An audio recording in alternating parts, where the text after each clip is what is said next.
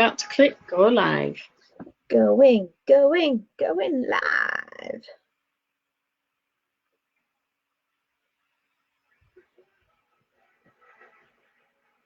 Are we there? Yes, we are. There seems to be some annoying bit of light, but not much I can do about it because it's the sun. Wow. You know, we don't see it often up here. We have to make the most of it when we do see it, don't we? No, I'll probably have a tan stripe. like when the Carry On movies where she lays down and sunbathes next to the fence and she gets the stripes across her. That'll be what you're like by the end of the evening.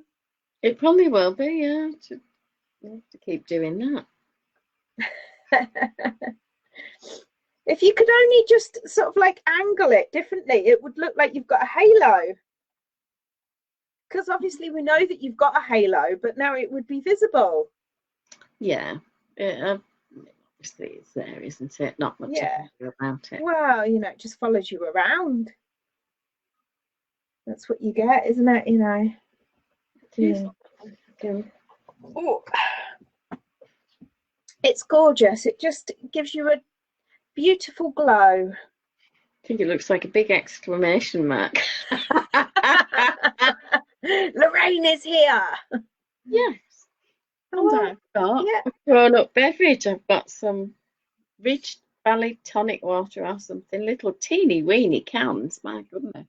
That's just the right size though, isn't it? Might be mixed with gin in my child beaker. I actually went properly for it today. I have gin and tonic with a slice of lime. This is, I think it's Gordon's gin, with a bottle of Tesco tonic water that I bought the other night when I went in. So hopefully everyone else has got a beverage. Maybe it's an adult one, maybe it's not. Maybe some people are thinking it's a bit early, might be morning time, or you know, maybe Thursday night's not a good night, school night officially, although to be fair it's not officially a school night, is it? Because it's bank holiday tomorrow. Because tomorrow is the bank holiday. Monday, Friday. No, it's the bank holiday Monday. From Monday move to the Friday. I don't understand why they didn't just give us an extra one. It's a one-off. Do you know what I mean? We're all at home anyway. Well, exactly. Plenty of us now. Put it that way. Plenty of us, not all of us, but I just think, you know, for this one time, it's not like it's ever going to happen again, is it? The 75th anniversary. No, I shall have to phone my granddad tomorrow. He's 95. Oh, wow. Yeah, he remembers it well. Yeah. He would have been young, though. Yeah, they did get married young. Like 20? You'd have been about 20 when VE Day was. If he's probably 90. Yeah. I mean, he went into the army more or less as soon as he could. They all went in at like 17, didn't they? He went in very young, and him and Lil got married very young because my dad was on the way. It happened. Absolutely. My mother-in-law, when my dad was doing our family tree, he discovered that my mother-in-law got married. I think it was like 3 months before my brother-in-law was born. Which nobody had ever talked about before. Well, no, not at all. And I'll bet at some point there was a load of sanctimonious, you can't do that because it's not right. Yeah, probably. Just don't look at what we did. Because she is a real Catholic and she doesn't believe in, you know, the child control or birth control or anything. So she's got 5 kids. Yeah. Say no more. Was at least the row with the brush when they arrived. No shotguns involved. No. Well, and that was an accepted thing to do. So. Yeah. Well, I mean, to be fair, you don't know. They could have been engaged for 2 years. We're not casting any aspersions. the end of the day, there was a war on. Oh, I don't know when this was. I know your granddad there was, but I don't know about my mother-in-law. So you got any knitting there, Mrs.? I was going to pick up the sleeves for #Sleevegate. yeah, this little baby cardigan. Gorgeous. It matches part of your top. It does, doesn't it? Maybe I should wash it and wear it again tomorrow instead of having bunting. I just wanted to show you. Yeah. I was very careful to make sure that the front and the back all finished on a right side row, because I'm using moss stitch or seed stitch, whichever one you want to call it. Because I knew that if you do a 3 needle bind off, can you see that on the inside? Yeah. Looks fine, doesn't it? Yeah, that's lovely. But beautiful. Look how neat that is. It's on beautiful. The right side of the work. And when you get close, it's actually very hard to see where the seam is. I was going to say, it looks like you've just done it in one piece. Well, from on the camera anyway. I mean, I don't know about in real life. It looks a lot neater in real life. I think if it's gorgeous. Flat, you'd struggle to tell.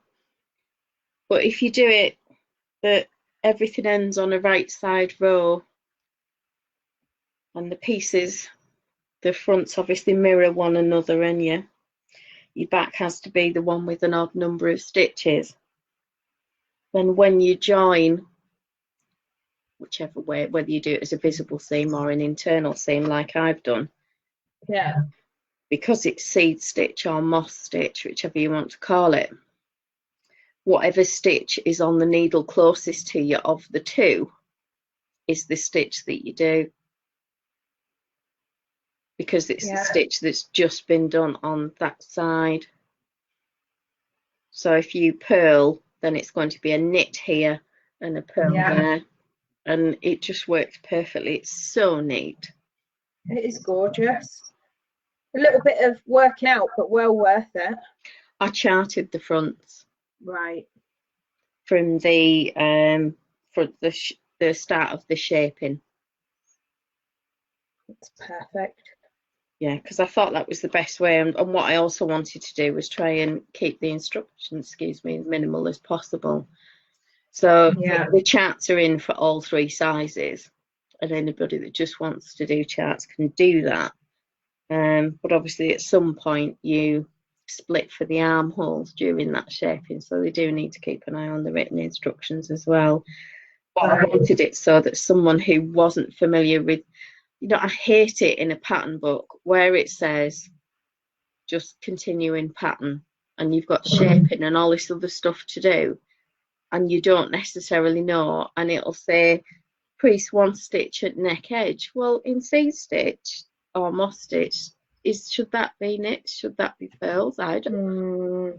Do you do the stitch you're coming to, or is it the one after that? What one do you do? And people get themselves in such a knot, and I thought, no, I want this line by line written instructions that works for every size.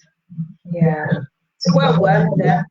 Yeah, I think so. So I've just got the sleeves to pick up and then work in the round. It'll have to be magic loop because I couldn't find any 4mm DPNs.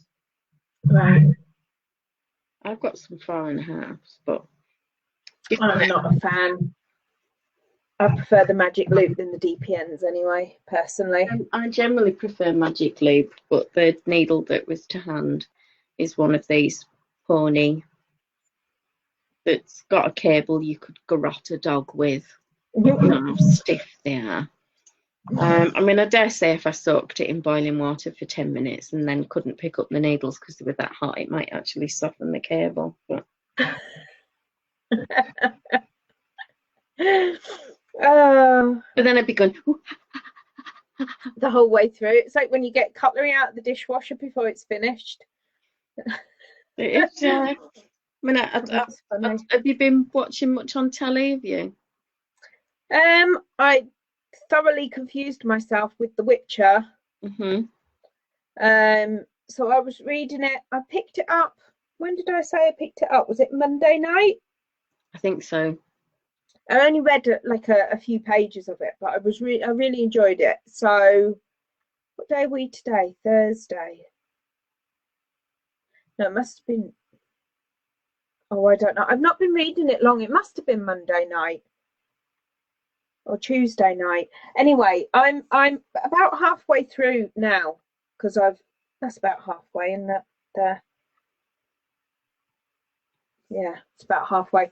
So I've read quite a way into it, about a good, third, nearly a half, and I thought, right, I'm really want to have a look at the TV program. I thought I'll just watch the first episode, see how they've done it, and then I just completely got myself confused, thinking that these two separate characters were the same character, just one was the younger version and one was the older version years later. Oh, Siri and Renfrey, yeah. Yeah, and so that confused me a bit. I couldn't figure out. They look really similar in their bone structure. It looks like they've tried to make them like it's the same person, but is trying not to look like the same person to try and keep themselves safe, if that makes any sense.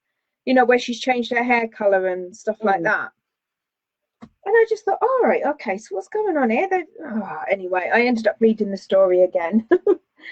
So I haven't done much TV because, like I say, I've been reading. And I cut the grass this morning. Horrible job. And I did finish. I finished the blankie. Oh, well done. It needs buttons. Don't we all? Yeah, don't we all? But it is. There's the front. There's it. So I've turned the collars down and just tacked them on the inside, so that when the baby's in, it will look a bit like that. Can you see that? It's really difficult to try and show it. And then it comes down, and then the seed stitch. That's because you're working in seed stitch, and then the garter stitch at the bottom, and then obviously the back looks like that. And I just did a 3-needle bind off at the bottom, because that's going to be tucked in at the bottom of the pram. So yeah, finally done it. Hurrah! Yay! So you're pleased with it? Yeah, I really like it. I sent a picture of it to my stepdaughter and said, oh, really rubbish photo. It could do with like a bit of a wash and that, to just set the cables a bit nicer. And she said she loves it. So yeah. Well, that's brilliant, isn't it? Yeah. So it's one more down.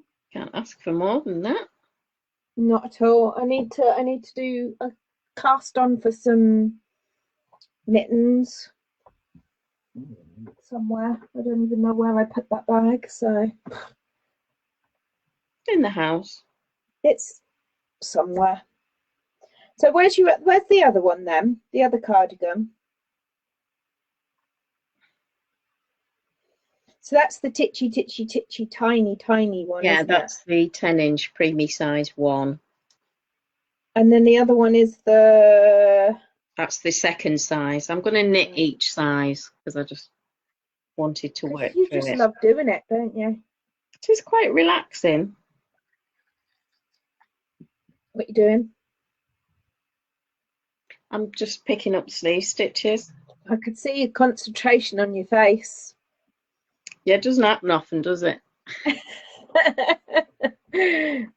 It's so funny. Is that when I talk to my husband on the phone, I can tell when he's concentrating on something. And I'm like, are you reading something? He's like, yeah, I am at work, It's like, well, don't ring me when you're at work.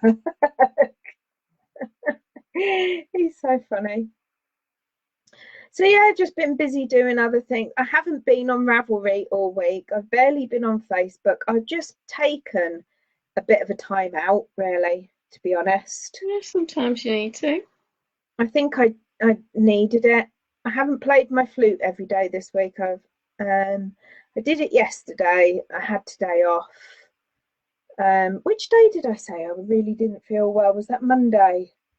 Yeah, Monday I had that killer headache, didn't I? And I had a sleep in the morning, and then I got up and did some stuff, and then I went back to bed and had another sleep in the afternoon.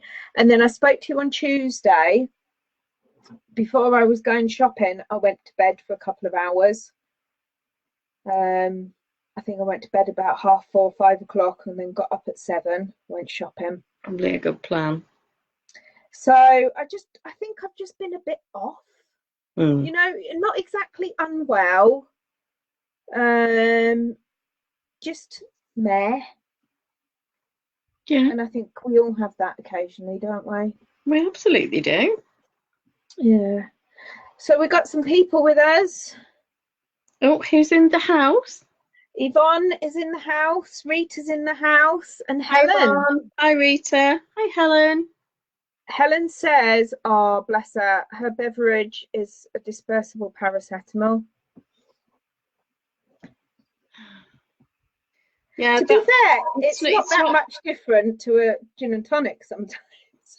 It's got that lemony aftertaste.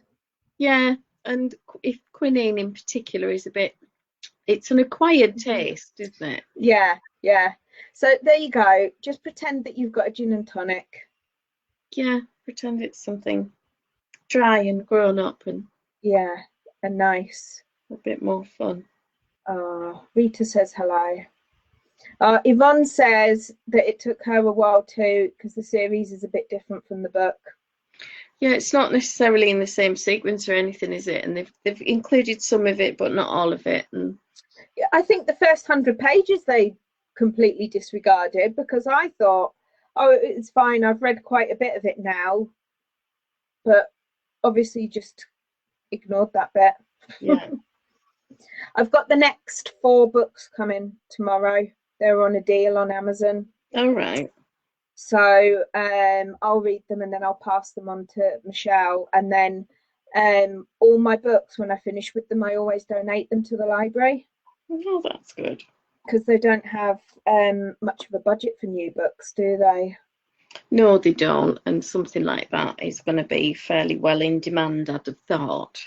When I bought the entire series of Poldark, and when I took them down, she was so grateful and she made a massive display of them. But they weren't there long enough to be an effective display because everybody kept taking them out. Well, you've got a hit on your hands then, don't you? Yeah, I just think, rather than them sitting there on the bookshelf and then, if you give them to a charity shop, they might make 10p out of a book or something. I just feel that if it's a decent book in a decent order, you've not killed the spine and that, they're probably better off in the library. Yeah, absolutely. And they do sell books off. So I always say, look, if you've got it, put it on your book sale table and make a few pennies out of it. So has everybody had a good day? It's probably a bit earlier in the day for Rita. Yeah. Not adult beverage time for Rita. But yeah. Yvonne might be partaking though. Yeah, what will it be? Oh, she is. She says she's got a Guinness. Cheers, Yvonne. Do we do chink chinks? Oh, chink. Cheers. Chin chin. Slange. My child cup. What's the other one? Skull. Salute. Salute. We need to collect cheers in different languages. I collect no problem in different languages. No, pas de problème. Pas de problème. Mafi mushkila. Dim problem in Welsh. No. What's it in German? We need to know what no problem is in German. And cheers.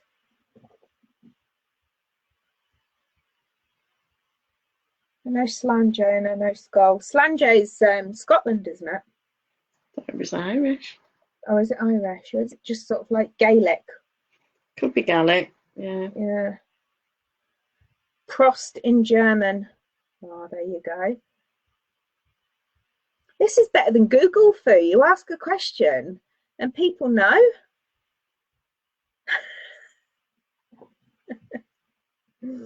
So have you got your stitches picked up? Yeah, I'm just doing a quick check now because I might have to decrease because I picked up more than I needed. Oh, right. Well, it saves getting holes then, doesn't it, with sleeves? Yeah. I should really work on my... Hate these needles. I haven't really had much knitting mojo, to be honest. Sometimes you don't, and very often it's usually this time of year, and I'm not sure what it is, whether it's my birthday that prompts it. Yeah. And I go into this sort of unconscious thing, but generally for 2 or 3 months, I'll just stop knitting and make a blanket, crochet a blanket. Well, you've done a couple, haven't you? A couple of crochet shawls and things like that, and then I'll go back to knitting again, and I won't touch crochet again till the following year, unless something in the gift along really catches my eye. Right. I don't know. I feel a bit like I said to you the other day, I think it's the sun. I feel like I should be doing a bit of a spring clean or a bit of tidy up in the garden. Yeah, we're off. I know it will. I'm just waiting. I'm just taking lots of deep breaths and keeping calm and just doing enough until the feeling passes, but not going a bit stupid with it, really. Yeah, I think that really is the best approach. So I've cut the grass today and Callum swept all the decking down. Right. I did say I say he swept it all down. He got about halfway through by the time I finished. And I said to him, right, I said, you can either carry on and be done with it, or you can leave it and come back out tomorrow and finish it off while I cut the hedge. But, hopefully if I do lots of deep breathing, I might not feel the urge to go out and do the hedge. Yeah, you need a mantra. I do. Just, something along the lines of, this is a man task. This is a man task. This is a man task. Or Callum has almost finished college. He can do it for his pocket money. Callum has almost finished college. He can do it for his pocket money. Sounds good to me. I just always feel really, really bad. If I was sitting there, I don't know, knitting or playing on my game or reading my book, and he's cutting the hedge or something, I'd feel like it was slave labour or child exploitation. Or can I just point out all the times where you've been doing stuff and they've been comatose upstairs because they've been up all day? I know, but I know they're not kids, but they're kids. They're not kids, but do you know what I mean? You think, oh, that's my kids. Why am I making them do the housework? Because it's good for them. I know it's good for them, and I know I should have always made them do more. The problem was that once I stopped having a full-time job, strange as it seemed, I actually quite enjoyed doing the housework. I took a little bit of a pride in my house. I know, what is wrong with that?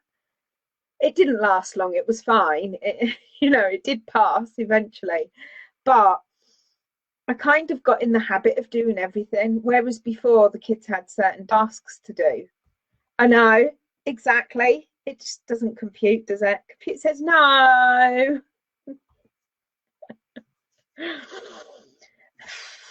I just go through these weird cycles of it, I do think I just need to keep breathing. Yeah, that probably help. Yeah, have a bit more gin, it'll be fine. Yeah, I don't know that the gin helps with the mum guilt, but it certainly gets you to the point where you don't give a chuff. Or if you can't physically get out of bed in the morning because you've got a headache. Well, that's true. Well, I bounced out of bed this morning, desperate to do a run, and then I thought, no, I've got laundry and I've got other stuff to do, and then I've got to get ready, and we're going out at 8:30, and then we've got to get the shopping. And you got the teen ogre out of the house for 8:30? Yeah.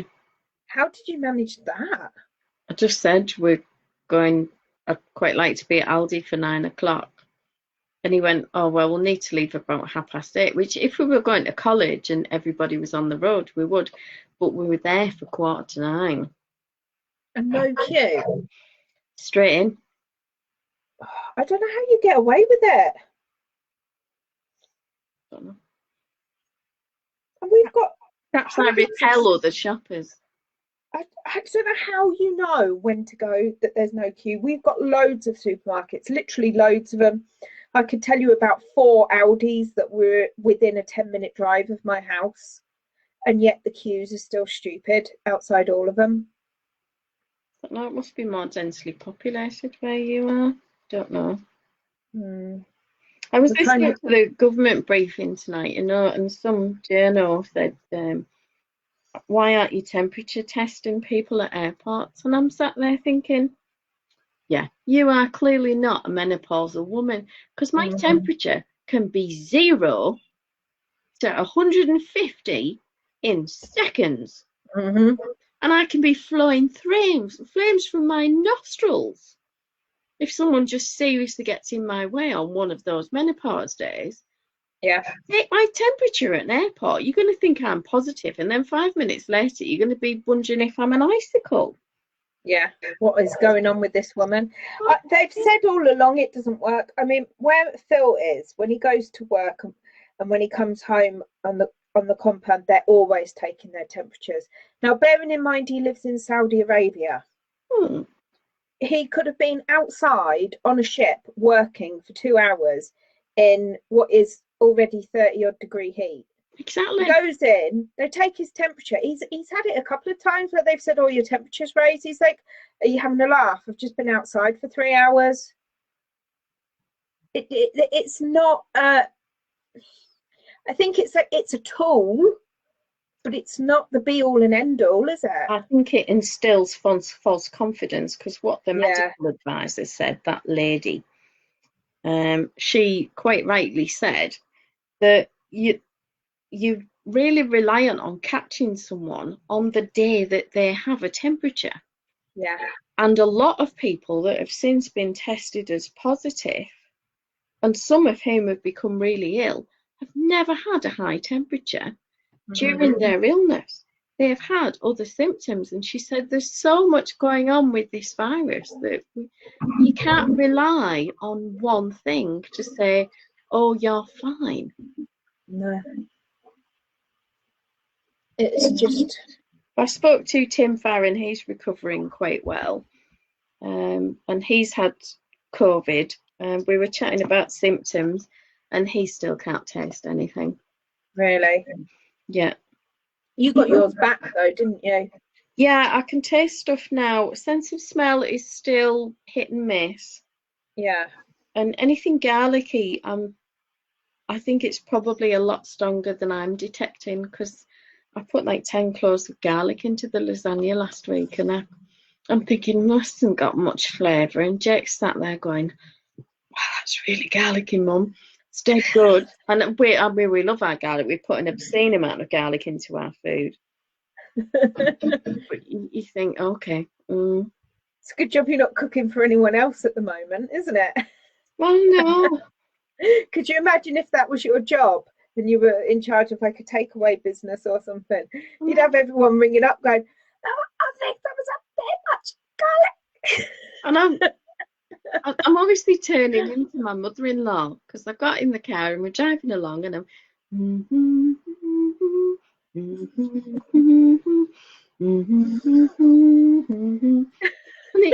suddenly from the passenger seat he said, can I put the radio on? I said, yeah, why? And he said, well, stop humming that Kermit song.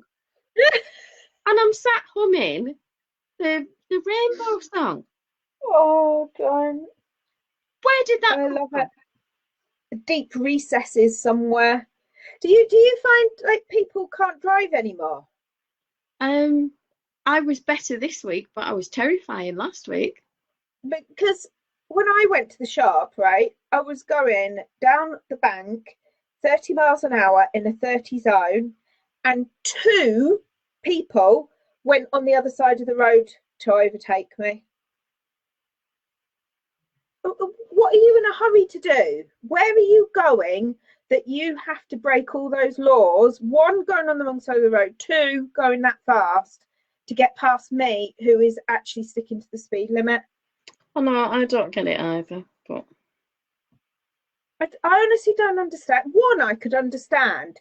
Two, had me thinking, have I got this wrong? Is this a 40 zone? But no, it was definitely 30 because it had those, you know, those things that you go past them and it flashes up if you're going too fast. we've got a 30 zone in our village, but the parish council, which I'm part of, we would quite like a 20 zone because it's a lot of kids and elderly people. And because it is a village, people speed through it thinking nobody will catch them.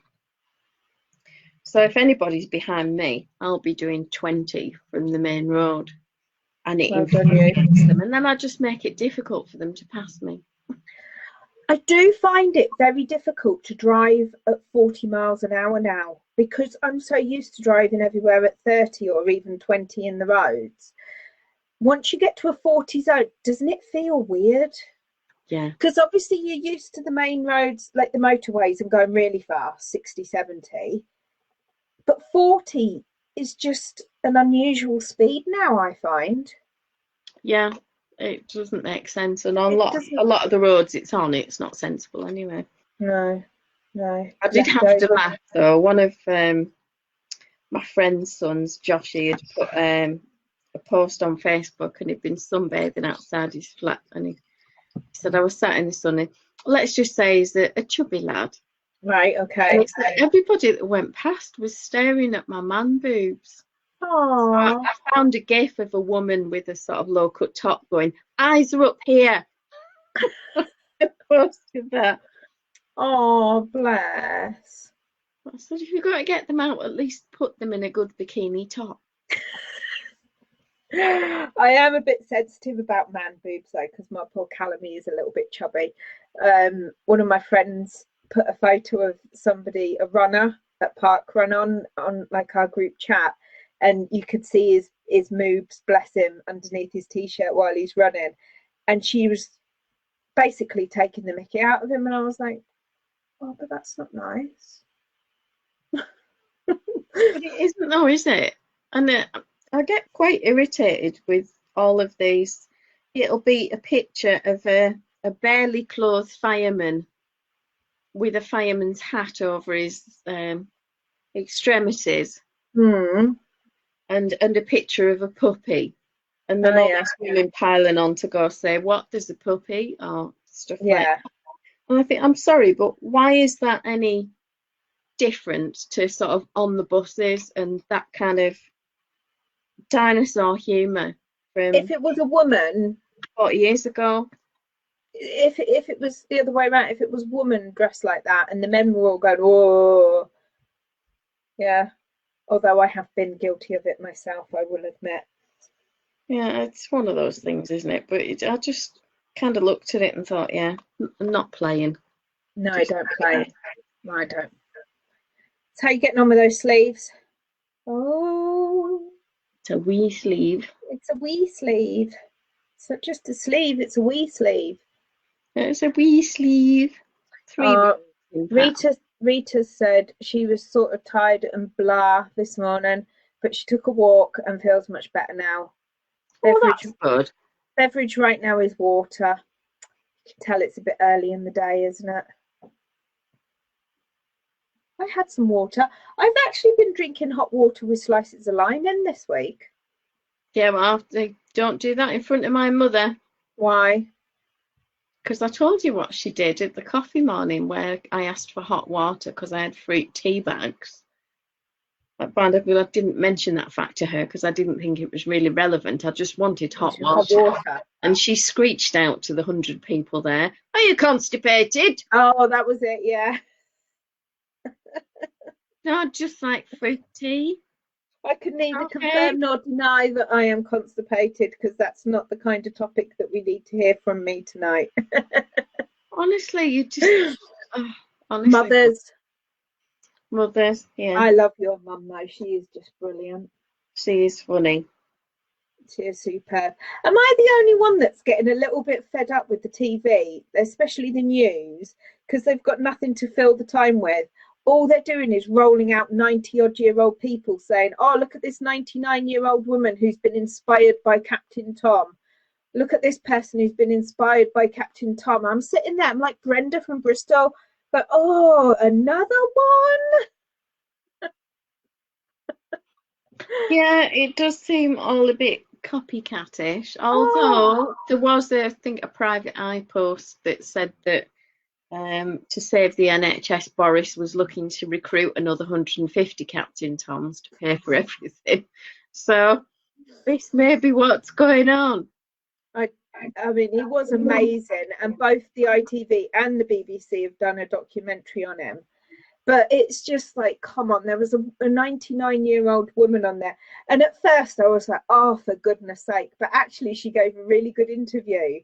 And her son was saying to her, oh, you know, why did you take up this? What were you inspired by? She said, well, I saw Captain Tom doing it and I thought, yeah, he's doing a brilliant job there. She said, but he needs his walker. I don't need my walker. So I thought I'd get one up on the men. And she did actually make me giggle. But I thought, my goodness, can we just stop now? You know, Captain Tom was a phenomenon. Phenomenon. Dun, dun, dun, dun, dun. Phenomenon. Dun, dun, dun, dun. Phenomenon. Dun, dun, dun, dun. Sorry. I'm going to be singing that all night. That is the best earworm, isn't it? Phenomenon. Yeah, my dad said, oh, are you printing out the lyrics to We'll Meet Again? Is your street going to sing it tomorrow night? I can't imagine that they'll be out doing that. But then I'm sat there thinking, I don't want to go outside and sing it because I always cry when anybody sings We'll Meet Again. I'll be blubbing on my front doorstep on my own. Yeah, that makes me cry. Do you know the other one that makes me cry? It's not a song, it's a hymn. Abide With Me. Yeah, that gets a lot of people. I've started, I could play it on the flute. Ooh. It's beautiful. It is a beautiful tune. But I think it's not the tune itself. I think it's the fact that a lot of people choose it for funerals. That's what makes you cry. My nan had it at her funeral. My father-in-law had it at his.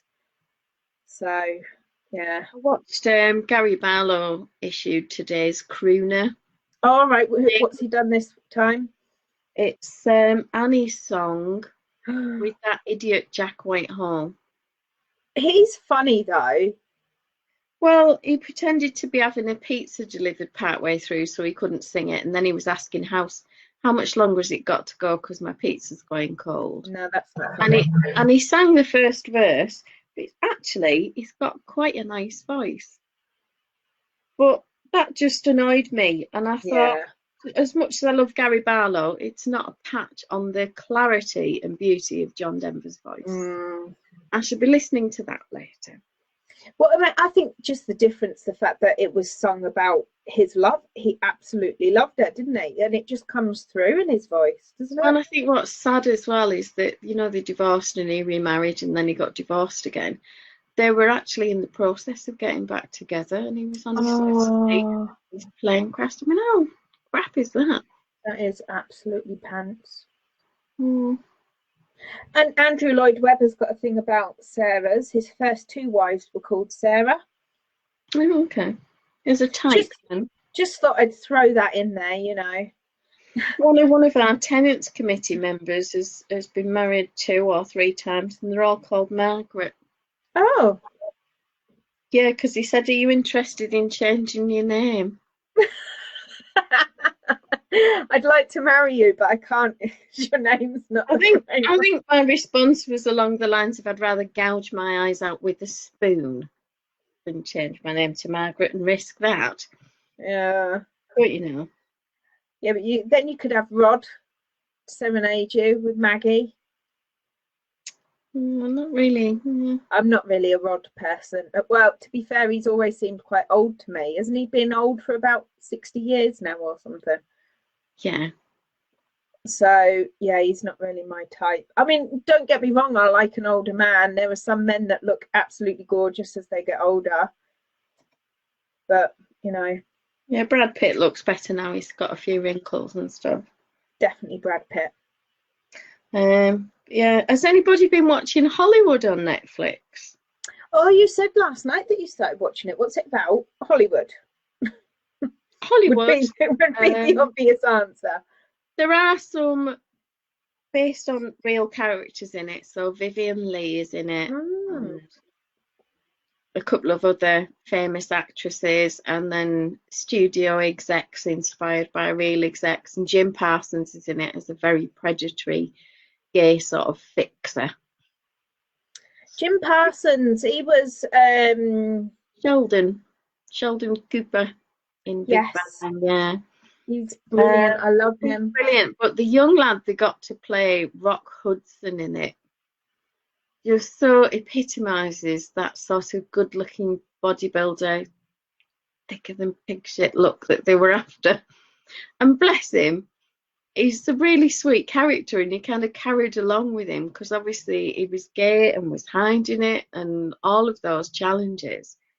And they've got a black actress, but nobody will select her for a lead part because then nobody will show the picture in the South and all of this going on. So there's all of these dynamics, but I actually thoroughly enjoyed it, and I binged watched the whole thing in a day.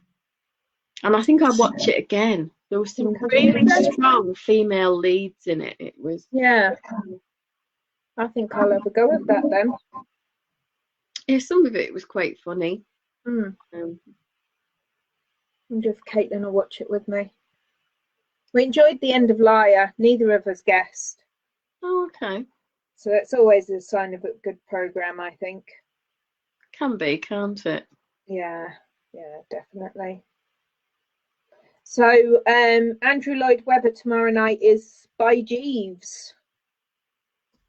Is what? Jeeves, his version of Jeeves and Wooster. Oh, okay. Which I've never seen before, so I've read all the books. Love Peter. Yeah. Well, it's a comedy musical, so we'll give that a go, see how it is. I must admit, the series with Fry and Laurie. Oh yeah. Was just fabulous for Jeeves and Wooster, and I think Stephen Fry as Jeeves was just incredible. I really like him. I think he's very and I love the theme tune for that one as well. I can't remember it. You don't remember it?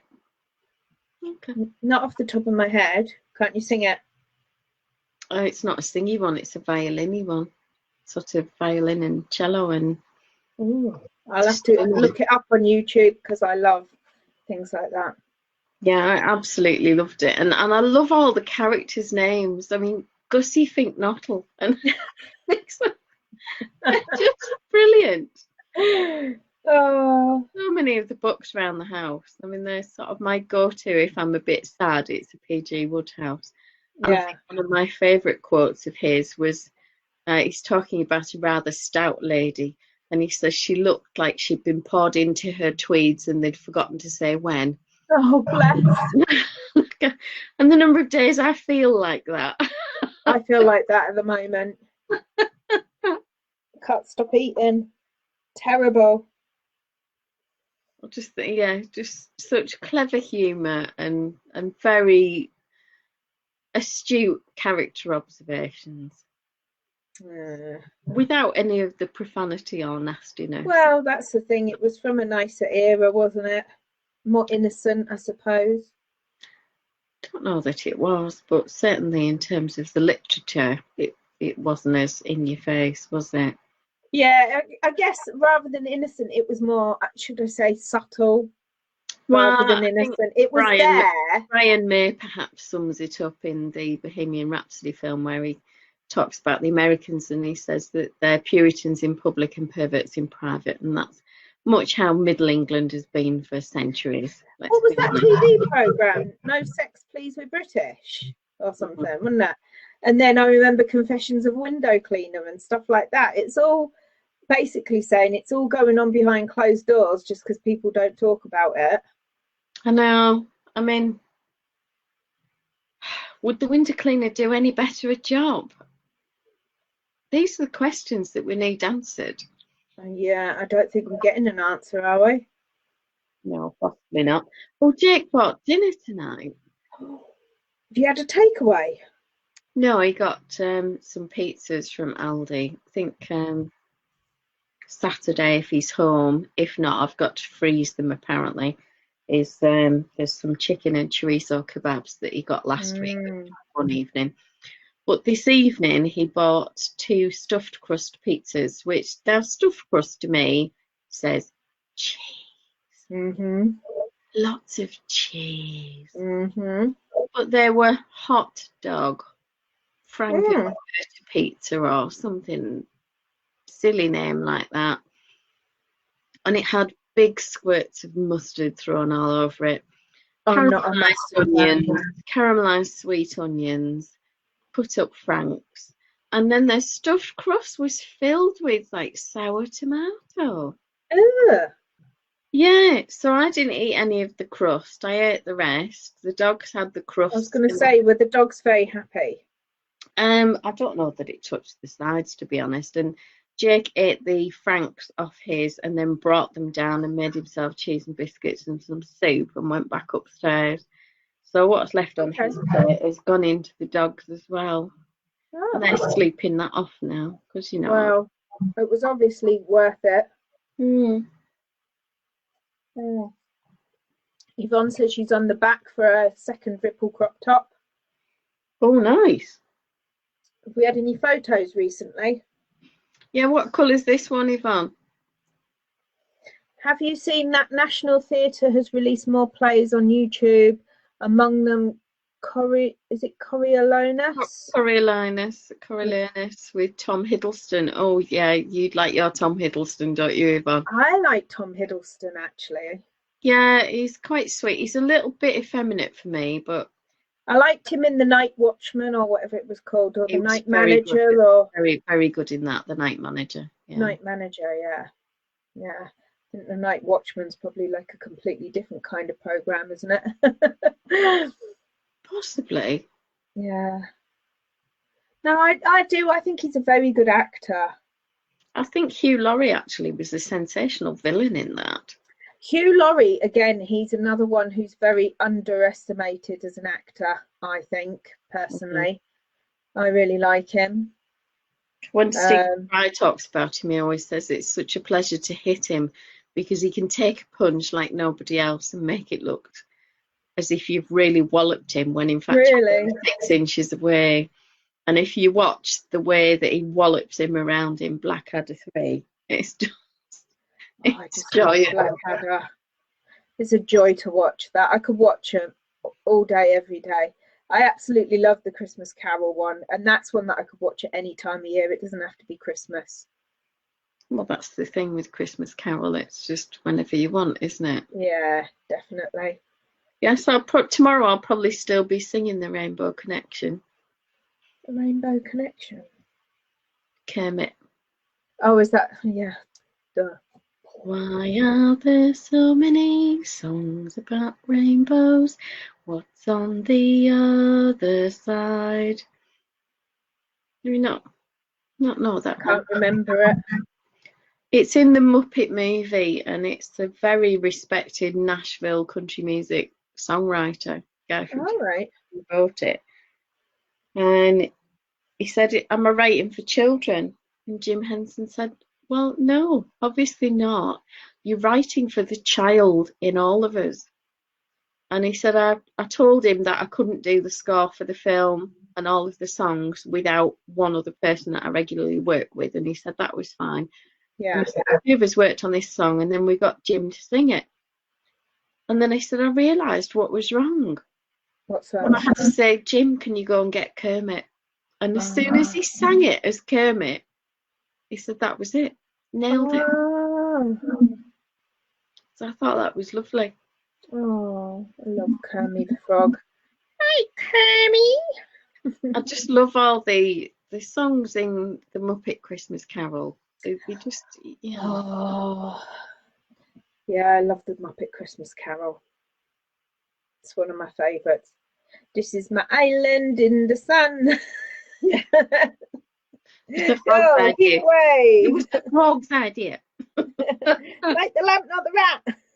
I love the bit with the gate where they have to climb over that massive gate, and then he walks back through it and picks up what he's dropped, and he just yeah. Oh, where the cat chases him and smacks into the door, and it's clever. All of it. I just love the Muppets. Do you know, it's Saturday when that music came on. It's time to do like that, and you just get really excited, wouldn't you? Yeah, I mean, I remember that coming on, and because we'd been watching Sesame Street, yeah, anyway, we were hyper excited for the Muppet Show, and we loved it, and we loved that it laughed at and with famous people, and that John Denver went on and they did Grandma's Feather Bed with hundreds of animals in it. And people would queue up to get on it and be ridiculed. Yeah, well, that's the thing, isn't it? They absolutely love it, and I think it's such a beautiful thing that you can never take it off. I used to love what do they call the two in the box? That was always and Snattler. That's it, yeah. They were just brilliant. Yeah. Oh, see, we should have the Muppet Show back on. See,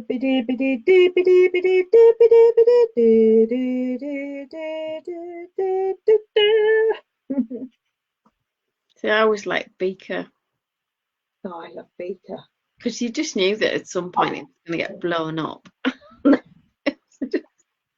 The Swedish Chef is my favourite.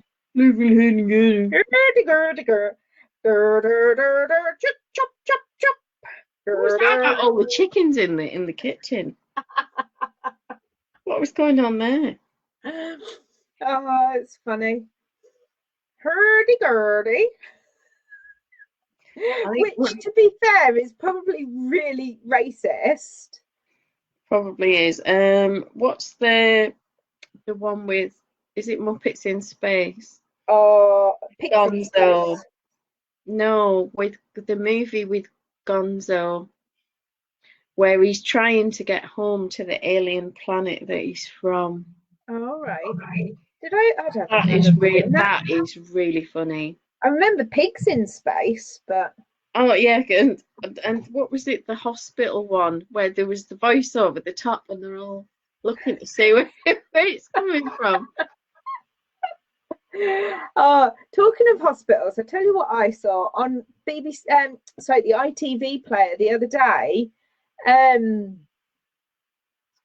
Only When I Laugh is on. Oh my goodness. Honestly, and I thought, I'm going to put this on because I remember that it used to be a firm favourite in the house. My mum and dad would be rolling with laughter, and I'd just sort of like laugh along, pretending that I knew what they were talking about. And I put it on and I was like, yeah, this is a bit pants. Do you know when things just don't age? Yeah, it's not past the test of time. And I think it was one of the first things that I'd seen sort of Victor Meldrew in. Oh, yeah, because he was in the bed. Yeah. It wasn't he like a really posh guy who... because the one I saw, there had been a guy in the bed next to the window, and the guy in the middle bed had come back from having an x-ray done, and the guy in the bed next to the window had disappeared, and Victor Meldrew was pretending, was saying, oh, he's gone to a better place, and you know, I've got his sweeties and everything. And so he thought he died, but he hadn't. He'd just gone home. I thought Victor Meldrew character in it was the Doctor. Oh, yeah, he was. I'm thinking of Peter Bowes. You are thinking of Peter Bowes, Anna Bourne. Yeah, Victor Meldrew, he was the Doctor, and he came in with the Indian guy who I'm not sure was supposed to be a nurse or reporter, but that was definitely 1970s stereotyping of an Indian guy. Yeah, absolutely. Really, really bad stereotyping. Like, I couldn't watch it. I was cringing. Yeah, there's a lot of stuff from that era. Mike likes On the Buses, and I hate it. No, can't watch hate that. It with a passion. Can't watch it. Well, I'm not getting very far with my wee sleeve, but How long's it got to be? I think it's 30 or 40 rows, something like that. I'll have to look. Right. Are you keeping count? I think this one might be 40 rows. No, I just count the blebs of the seed sticks. The blebs, not the plebs. Yeah, count the spots. Yeah, it'll be fine. Follow the pimples along Yeah. the way. Did you watch the Sewing Bee this week? I have not watched a single episode of Sewing Bee this time. Oh, hang on. That deserves a gif. I'm sorry. That one. Are you going to, or are you just not fast? I've just not really felt like it. No. Well, they did kiddies this week, and they did these really cute dungarees. And this one woman, she did. They were navy blue, like dark denim, which is my favourite denim. And then she put a pocket and trims on, which were a giraffe, like a giraffe print. I was like, oh, I want those. Caitlin, you're going to have to make me some. It's really funny. I don't know what is going on with your thing, but when you put a GIF on, I can see it on my phone on Facebook, but I can't see it on the screen on my computer. I can't see it on my screen either. I don't know if it's because I haven't done the, the layout thing. All right, maybe.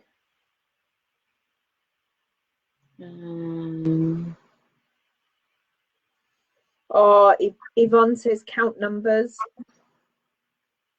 He was like the Dracula guy, wasn't he? Like, oh, do yeah. a GIF. Do a GIF now and see if I can see you. Right, I'll try that. Just put the light out. Yeah, see, I can see it now. Yeah. That was the trick, obviously. Yeah, I love the count.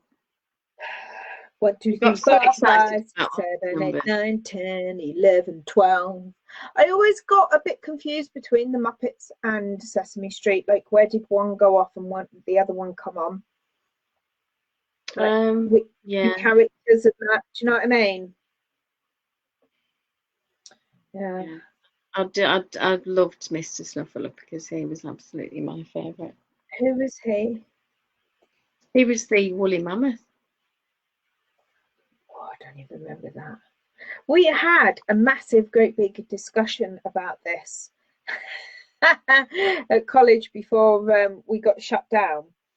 They were doing, the girls were in enrichment, which was basically an excuse to mess around, and they were cutting out felt shapes and sewing them together out of a book or something. And it said, and they were doing a mammoth. One of them was doing a mammoth, and it said in the book, "This is a mammoth" or something. And she held it up, and she's like, "Oh, look what I'm doing." And I went, "Oh, it's a woolly mammoth." And Rick, the tutor, is going, "It's not a woolly mammoth, it's a mammoth." And he was getting really agitated because apparently they'd not long had this discussion before I came in, and it had all kind of died down and calmed down, and I went in and just sort of like stirred it all up again. I was like, "Yeah, it's a woolly mammoth." And he's like, "Ah!" Yeah, speaking of woolly mammoths, I washed my hair this morning. It looks lovely. Yeah, but you can't say mammoth without saying a woolly mammoth. Well, can you? No, because they were woolly. They were woolly mammoths. I don't think anybody would ever just say a mammoth. Nobody would know what you were talking about. They'd go, "Do you mean a woolly mammoth?" Your hair's looking very dark, actually. Is it the lighting? Have you put a colour on it? It's the lighting. I haven't put any colour on it. It's just the lighting. I've got my greys, my temples again. Look at that. Oh, which way? That way? And my soft focus camera, obviously, for a woman. Oh, yeah, yeah. It's beautiful. Miss Ellie. Yeah, you've got to have the soft focus. It's just gorgeous. Oh, yeah. Yeah. You have to go for romantic. Romantic. Oh Yeah, so yeah. I changed the bedding again the other day and then went to bed and I forgot that I hadn't put the bedding back on the bed. What a mistake I made. And I'll have to do a run tomorrow because I need to get some exercise in. Did you get your new bedding on your bed? I got the clean bedding on the bed. The new bedding still hasn't arrived. Oh, I thought it. Oh no, you said it couldn't come because the box was too big. It was too big a bag, and I would get a dispatch date within 48 hours, and that was 4 o'clock today. And here we go, nothing. That's frustrating. Would anybody like a fruit pastel? Oh, nice. Arthur absolutely loves fruit pastels. Is that why we've got loud panting all of a sudden? Yeah, because if you say the word sweetie before you even get the thing out, he knows. And I bought myself a No-Mo. Okay, no missing out.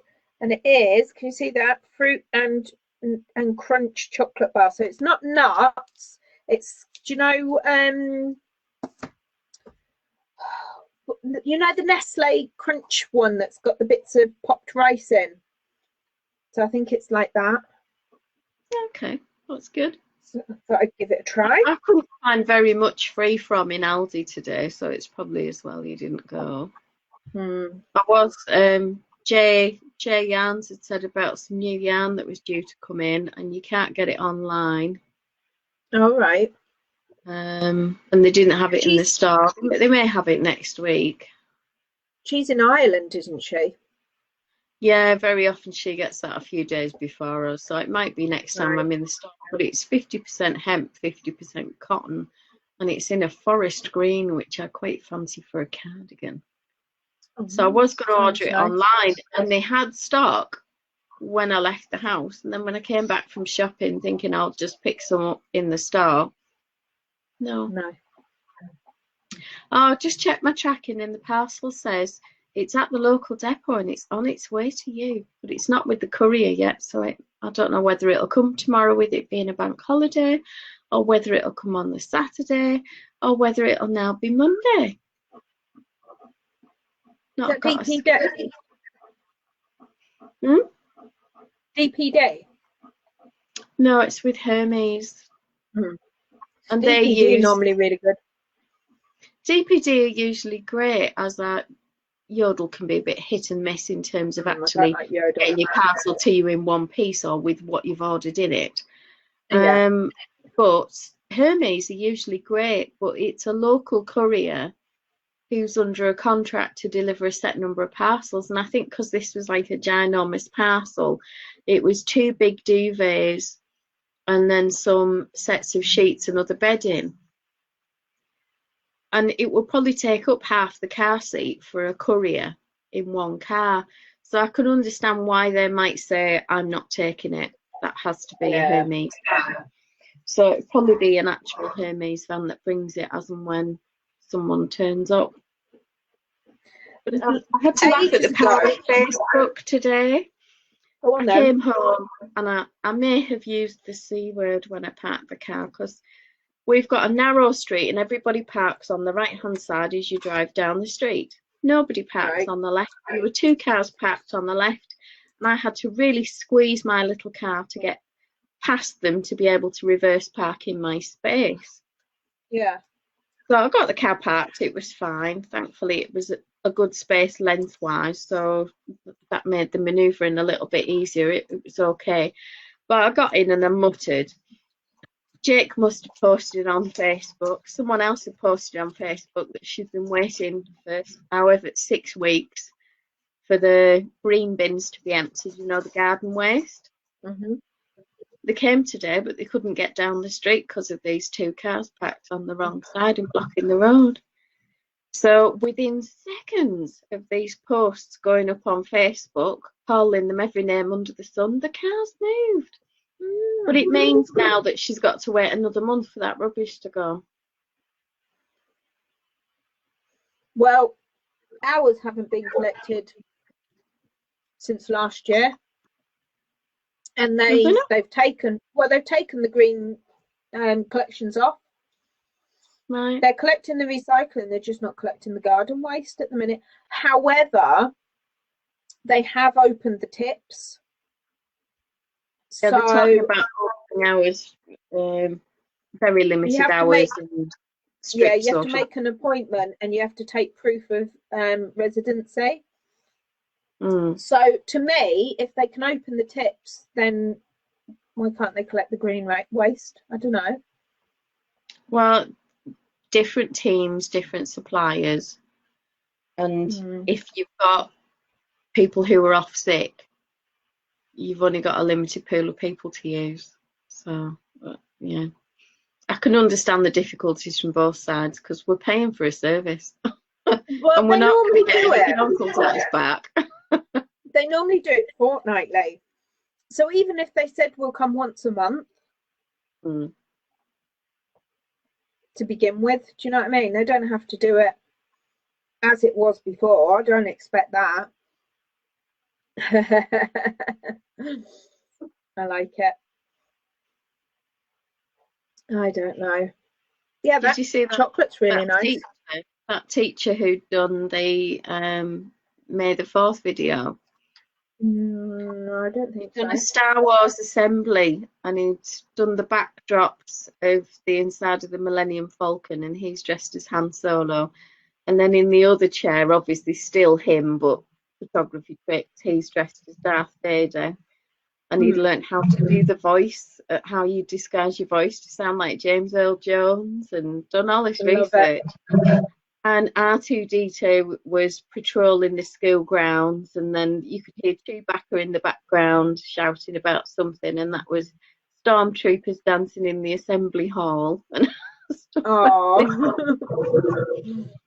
it was it started off, at a school a long time ago in a galaxy far, far away, and with the Imperial virus. And some people have got too much time on their hands.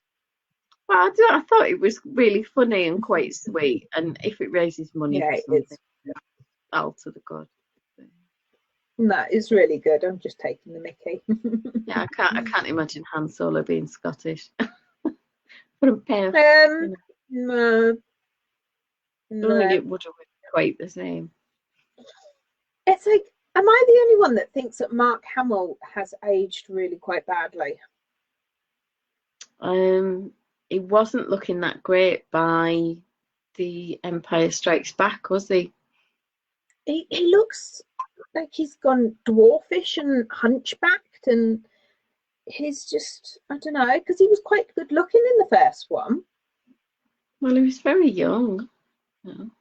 I don't know, he just looks a bit strange now.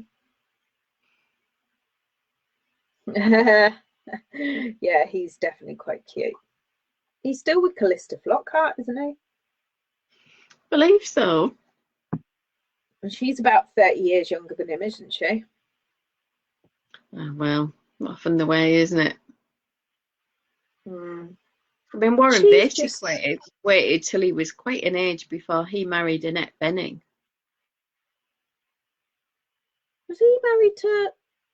No, he wasn't. No. I was going to say, he'd never been married before, I don't think. Who was it that Madonna married? Oh, how long a list? Oh, no, her first one. Sean Penn.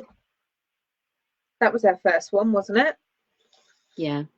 Oh, no, not necessarily. Well, yeah. Bit like, what's her name? All right, so she was Sean Penn and Guy Ritchie, according to Wikipedia. Yeah.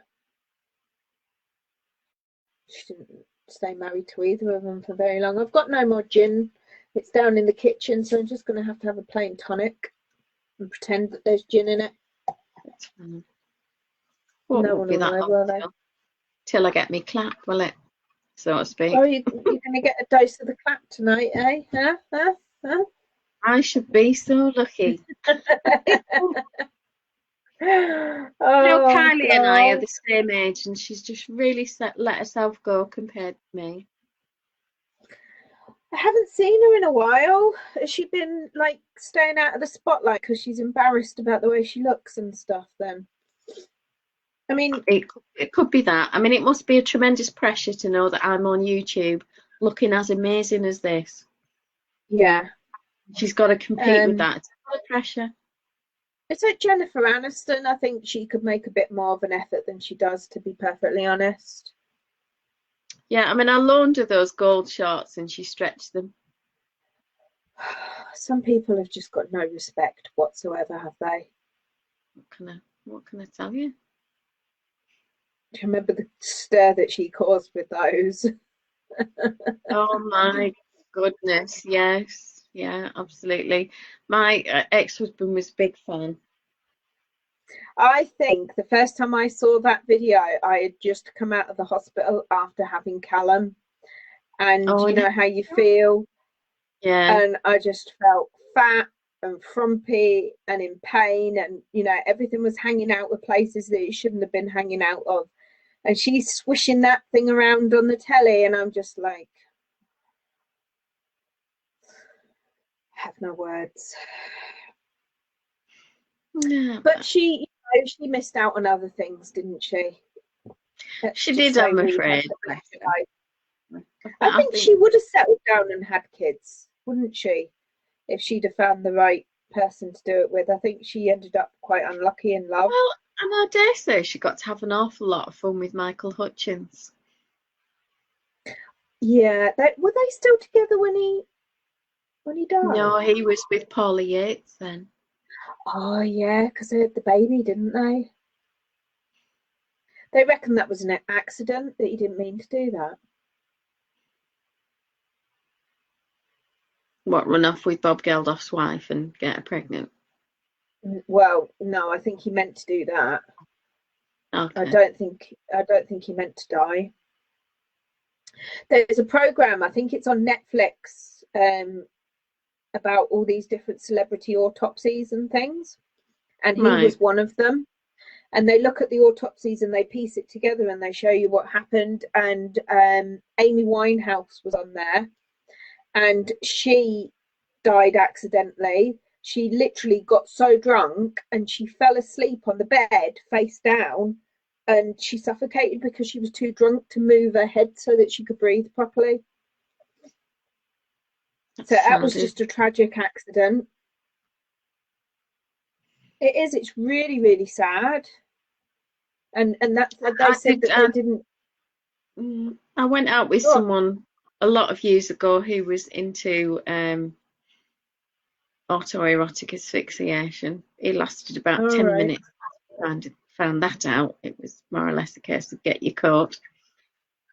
When you say he lasted about 10 minutes, what exactly do you mean by that? Before I shoved him out the front, I listened. He wanted to demonstrate his particular jollies. Do you remember? With a canister of CO2 and a plastic bag and a pipe. No, thank you. And he said, "What do you think of that?" And I think I said, and I'll apologise in advance for the language, but it was something along the lines of, "I think you better get your fucking coat and get out." Was sort of the conversation as to how it went. Don't and like, you know. And I was discussing it with someone months later. Before I didn't do any dating for months because I was so fed up with these, you know, somebody with a foot fetish and then this one. And I thought, God's sake.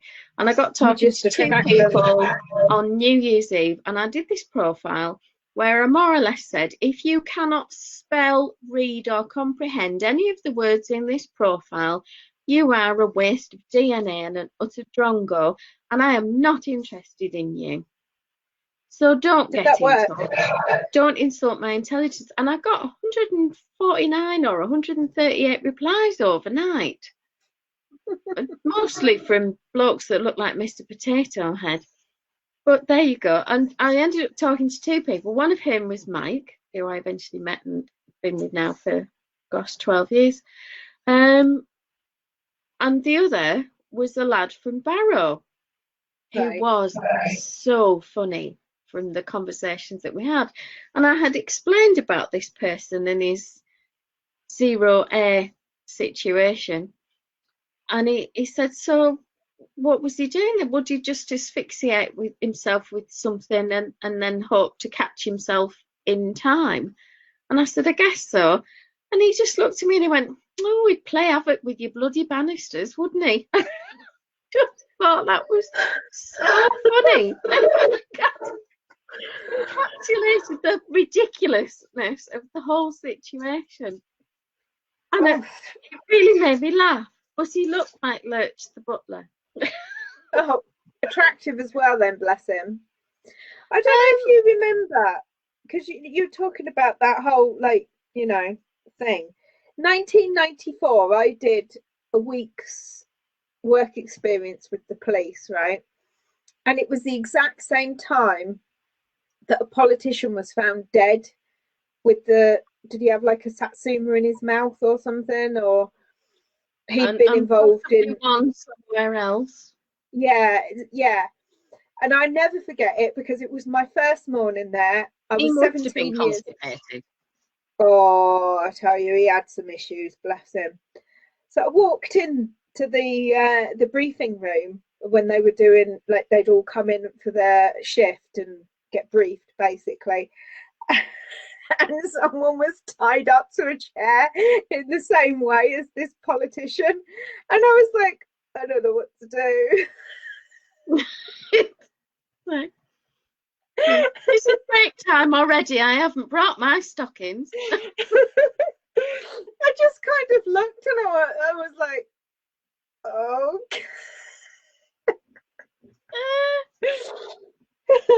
Luckily, there were some other couples coming in.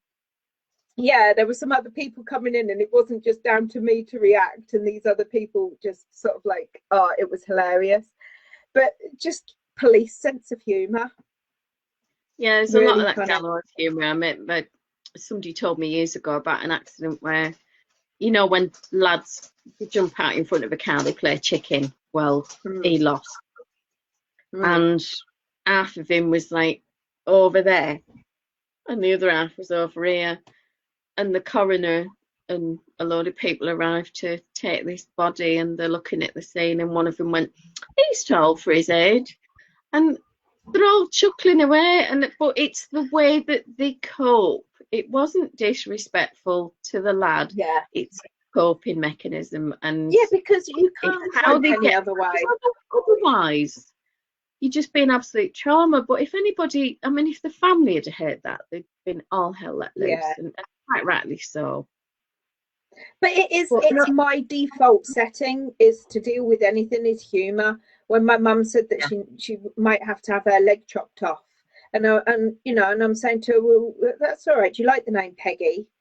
You know, and just that is my immediate go-to. If there's anything like that, I'm not a whole, oh, I'm so sorry, and you know, all fluffy.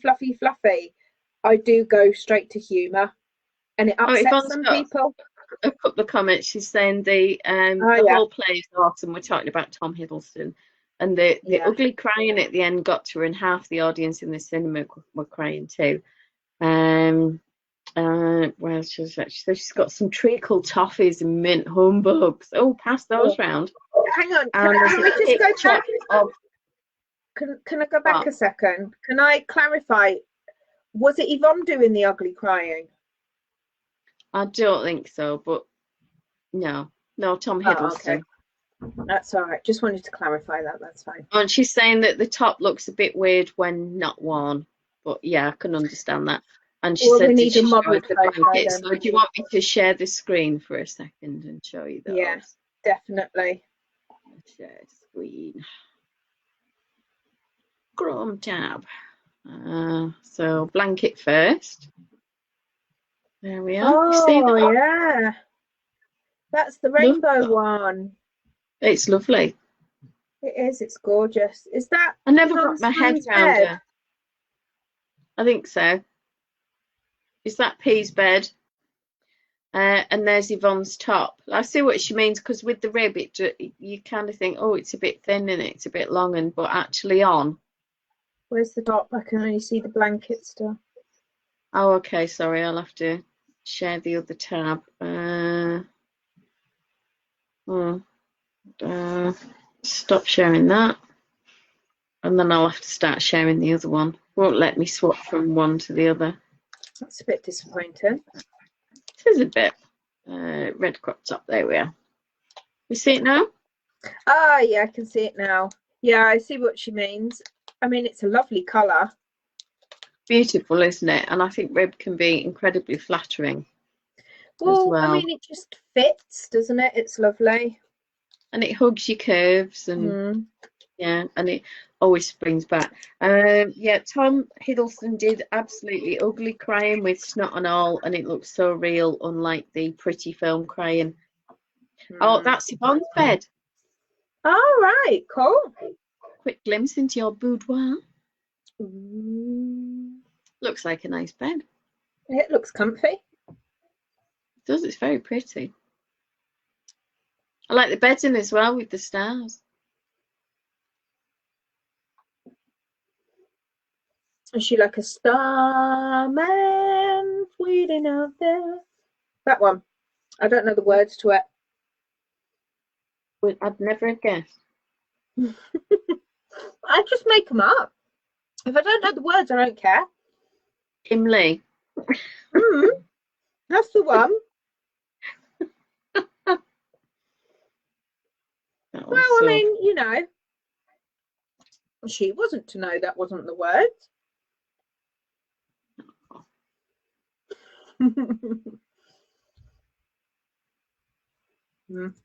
Yeah. Really pretty bed, that one. So when are you going to get a chance to take photographs of your top, Yvonne? Do you think you'll be able to get out over the weekend? And oh yeah. It's having a photographer, isn't it, and being able to sort of pose it. Yeah, and do all that stuff. It's not always as simple as people think, is it? You've got to have the right weather, somebody there to do it. Oh, do you know, I'm laughing because I've just got a pattern update. Now includes sizes up to a blah-de-blah bust for size inclusivity, and they kind of want a medal because they're announcing it, and I'm thinking, I'm sorry, but I was doing that size in 2012. Oh, get with the program. What size did it go up to before? I think the pattern only went up to about a 44, because I usually do sort of the second or third largest size in earlier patterns. Certainly only went up to a 44.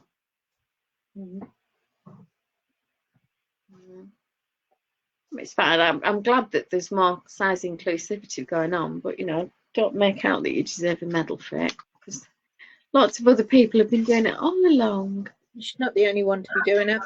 Well, I know, and Yvonne's always done more sizes with her patterns right from the get-go. Yeah. Is that my pretty blue mug? I do like that mug. It's a light blue, but the sun is full on to the front of the house at the moment. It'd be bright. It burns us, precious. It burns us. Oh, did anybody see that about Andy Serkis? Oh, what? I think it's on Saturday. Have a look on the BBC website, but there's a link to a Just Giving page, and it's to raise money for the NHS charities. Right. And it is going to do a 12-hour marathon of reading The Hobbit. Now, what wasn't clear is whether Andy Serkis is reading it or whether Andy Serkis has Gollum is reading it. But while he was talking in his video, Gollum was shouting over him, going, "About me, it's me." Oh.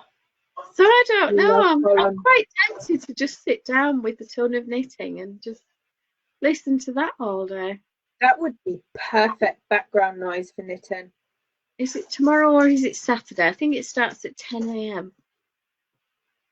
10 a.m. on Saturday. I think it's Saturday. I'll put the link in the comments. Shall I use some Google foo and look for it?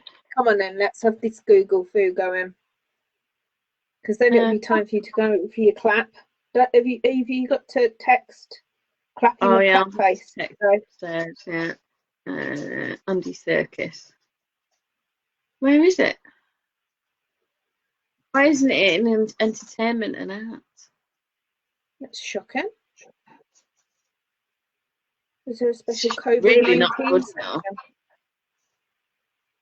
It'll be Andy Serkis. Oh, here we are. Hobbit reading will take you on an adventure. GoFundMe page. I'll put a link to that because that's got the details that anybody will actually need, which is the important bit.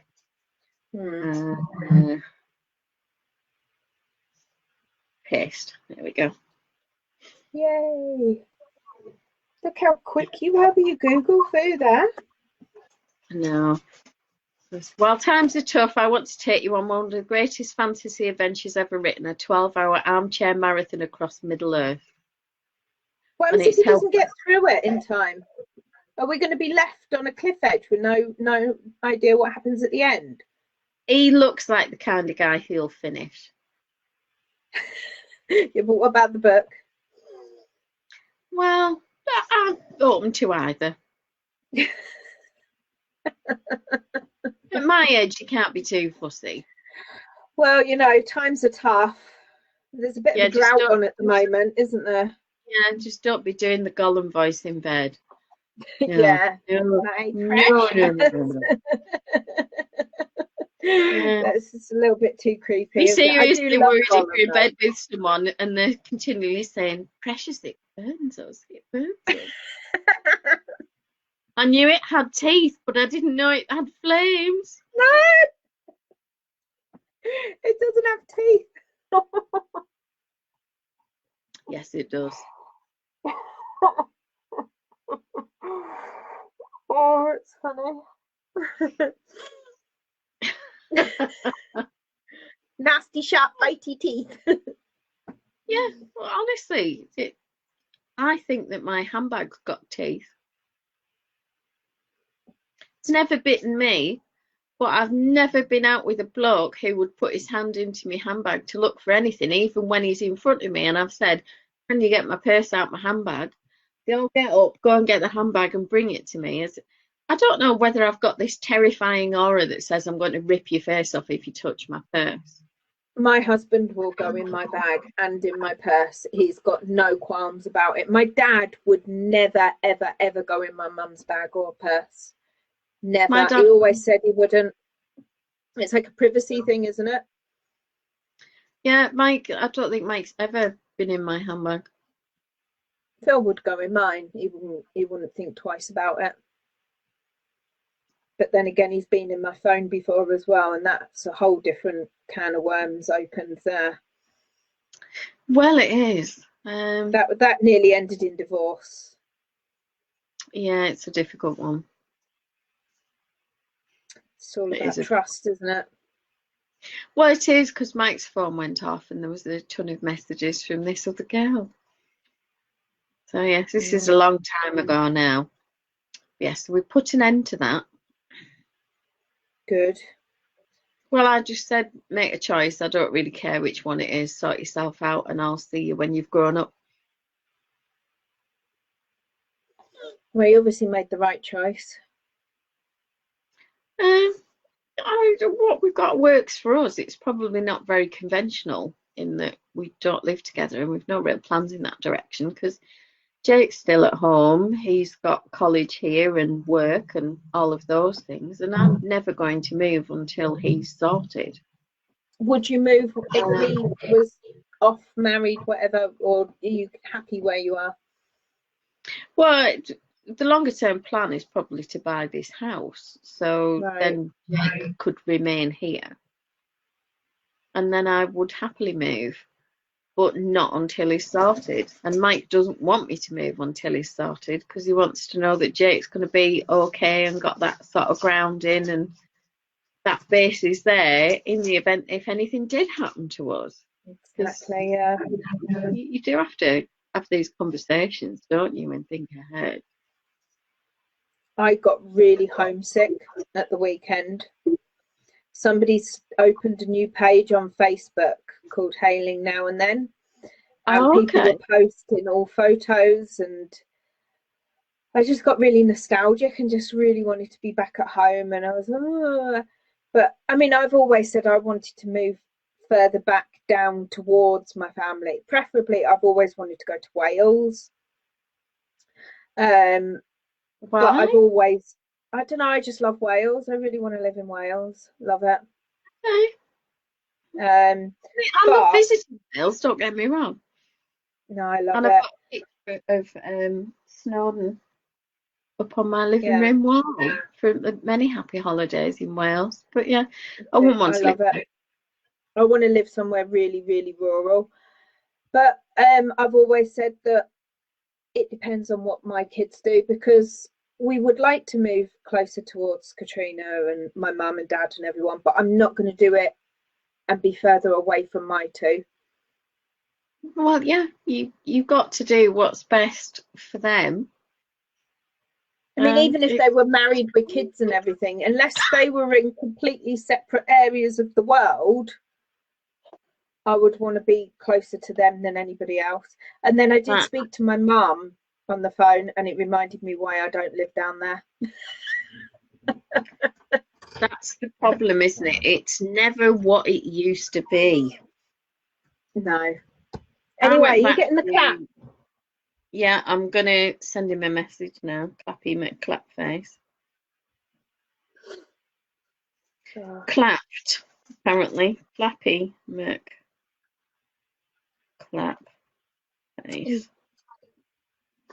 Yeah, I got my saucepan out and left it on the bench by the door earlier, and the dog already started barking.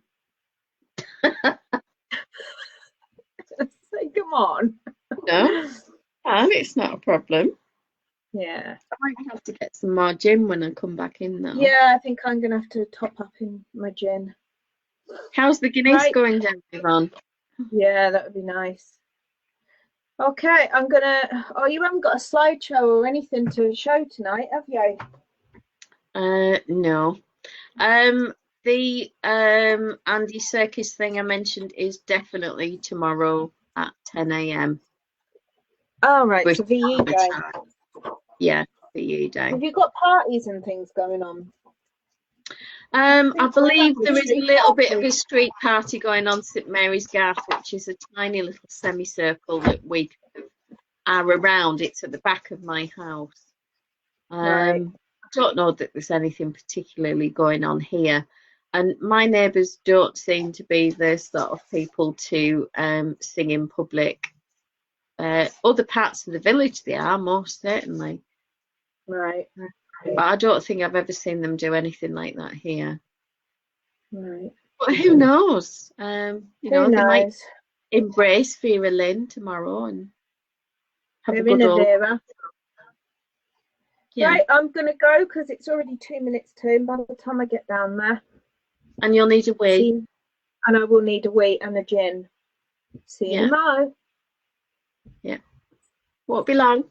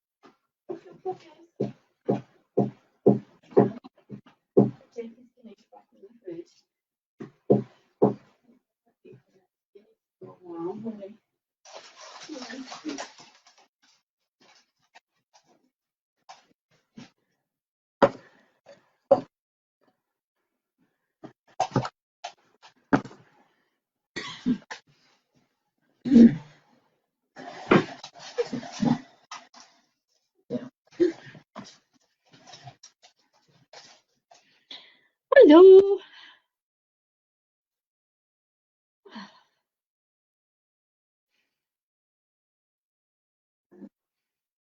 Well, I can't be the only person that's a wee bit disappointed at the turnout tonight for the collapse. I thought there'd be more people.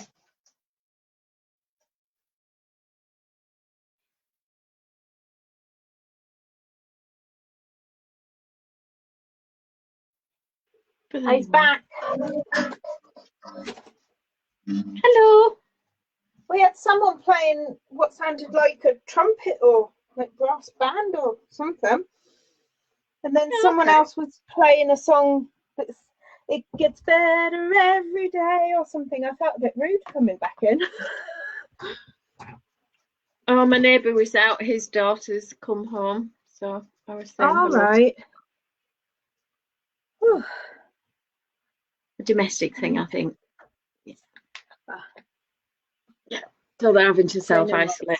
Obviously, she's come back to the household, and so none of them are allowed out now for another 2 weeks. That's the way it works, isn't it? But she looks. Oh, that's good. Well, apparently that's the way it works if people stick to the rules. Yeah, Ali's a bit of a stickler with rules and things like that, and so is Alice. She's lovely. But it's odd to see her and not rush across and get a big hug. Right. Very strange to have to talk over the fence at a distance. Do you know this whole Boris Johnson might ease the rules, and they're talking about bubbles and things? Yeah. I was saying to my the government. Well, the papers are. Yeah. I said to Phil, I said that worries me actually, because say for example the government do decide to do something like that. I worry about my mother-in-law, because say everybody in the family nominates her as one of their people, then she's going to have so much contact, because not only is she having contact with all those people, but she's basically by proxy having contact with all the other people that everyone's having contact with. Although, to be fair, she's been doing that all along anyway. Well, yeah, except for not me. Except for you, because you followed the rules. Yeah, but also I did watch a video, and somebody had sent, you know, like all these things are flying around. This one guy is singing a video, and there's this one line in there, and it's got talking about like if the lockdown finishes, and he's going, "I'll no longer have an excuse not to visit my mum." Because I'm quite enjoying not having to go anywhere or be anywhere and do anything. Do you know what I mean? It sounds awful, but I'm actually quite enjoying being at home. I had not realised how antisocial I really am until all this started, because I hate shopping. I really, really, really can't cope with it. Which is why I get mine delivered normally. Yeah, if I've got to do public speaking and it's a couple of thousand people in a, you know, or more in a big venue, and I'm on the stage and they're all out there, it's not a problem. But I don't want to be in a supermarket with several thousand people jostling and fighting to get to the no courgettes today. What's that about? Anyway, you know, fighting to get the stuff that I want with 1,000,001 people all at the same time. So I tend to shop at antisocial hours because I don't want to see them. No. And my parents now have started going earlier and earlier in the morning. Apparently, my dad said we were at Aldi before it bloody opened. So he said we drove to Asda's and they've started opening later. So he said we were at Asda's before they opened. But said she did get the flour and other stuff that she wanted that she hadn't been able. There wasn't a lot, but she got what she needed. So she was happy. And she likes the Asda's sliced bread. Apparently, it's not as good as Morrison's, but Morrison's had a massive queue. So, see, I do really like Morrison's. I think it's a little bit more expensive than some of the other shops. Yeah, I must admit, I wander around going, how much? Yeah. However, actually, this week I would say that I think Tesco's is more expensive. For example, my gluten-free oats, I would normally get a kilogram bag from Morrison's for £1.60.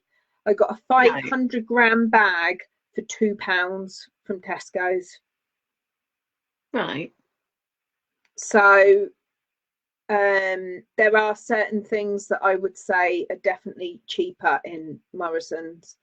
I think Morrison's are good for things like that. However, the bakery is very good. Yeah, and I like their fresh meat counter, their fresh fish counter, stuff like that. But I do like Tesco's have now got a Aldi price match thing, and you just look for the labels and they price match certain things with Aldi's own brand, which I do like, but it doesn't tend to be on the things like the gluten-free and the milk-free stuff that I need to buy.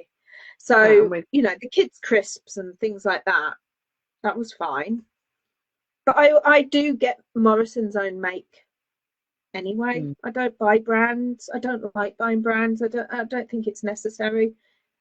Honestly, I was so mortified when I had to buy Tate and Lyle syrup the other week in Aldi, and it was £2 for this tin, and then I get into Home Bargains and it's £1.20 for more. So I've now got more syrup than I probably need for the rest of the year. But I wasn't going to let that go at a cheaper price, and I will resent the syrup that I've got in the tin. Not least because they're pig awkward, aren't they? Yeah, it's very nice. Syrup and honey is just. I got a big squeezy bottle of golden syrup from Tesco's this week. I couldn't tell you how much I paid because I went for the brand and my fingers were like millimeters away from it, thinking that's the only one there, and I noticed the Tesco one and my hand just veered off quickly. And I don't know what the price was, but it's got to have been cheaper. So, well, I find with the Aldi and the Home Bargains syrup, whoever does theirs, it's very like the Tate and Lyle, but the Asda and Tesco's own syrup has a slightly different taste. Doesn't matter if you're baking; it only makes a difference if you put a syrup sandwich. And when you put it in porridge, you can't tell any difference. So. Just tastes sweet, doesn't it? Yeah. I saw my parents today from a social distance in Aldi, and again in the car park afterwards, because my mum was where you see parents. My birthday present, you like my necklace. Bling, bling, bling. It's greeny coloured glitter, sort of see-through. It looks gold on the screen. And a jumper. So, can you see that? There you go. Look at that. Curved cable collar. Oh, that's exactly what I look like when I'm wearing it. So, yeah. Like a big medallion. Warm mustardy colour. It is really nice. I like the colour. I do like it. It's like a honey mustard, isn't it? Yeah, and she kept saying to me, "Oh, do you know it's only acrylic? It wasn't expensive." And she says she can take it back. I'm thinking, I really liked it. That's why when we were there in the shop looking at them in the market hall, and I said, I really like that. And I never thought any more of it. I should have known better. And the other thing my mum got me was this I was showing Emma before. Yeah, The little absolutely photograph fantastic. that she's filled with photographs of. Can you see Jakey Boo? He's just so cute. Let's see if I can get a smiley one because he's got a wicked smile. There's some really cute pictures in there. So It's such a thoughtful gift. Little chubby face. Look at him. Oh,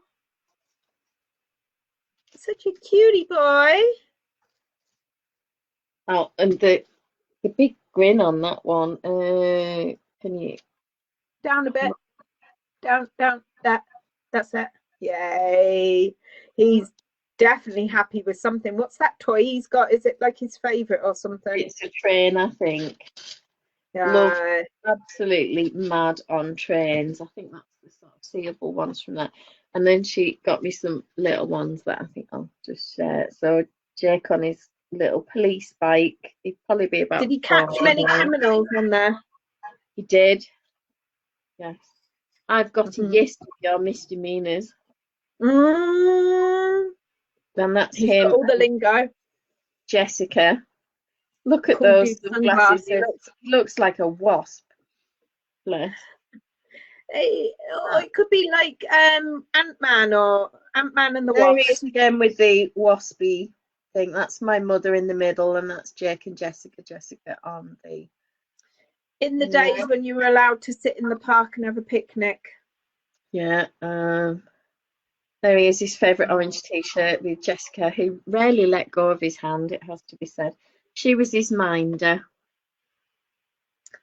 And I just love that. That's, I think, that's at the Wild, is that the Wild Animal Park? Or that might be at the prom at Grange, actually. Grange over. All right. It's like the kids just take a real liking to someone, don't they? It is their favourite person in the whole world. That's one his dad took. I think that's at Drigg Dunes, which is a very nice. Looks like he's got wellies on. I worked with a guy called Malcolm Guyot when I worked at the Lake District National Park office centuries ago when I was alive. And he was one of the park rangers, and he was always joking with me about, I'm going to spirit you away for an evening on Drigg Dunes, as if it was some romantic getaway or something like that. And a couple of years after Kevin and I divorced, Kevin saw him in the car park at like Millam Tesco or somewhere silly like that.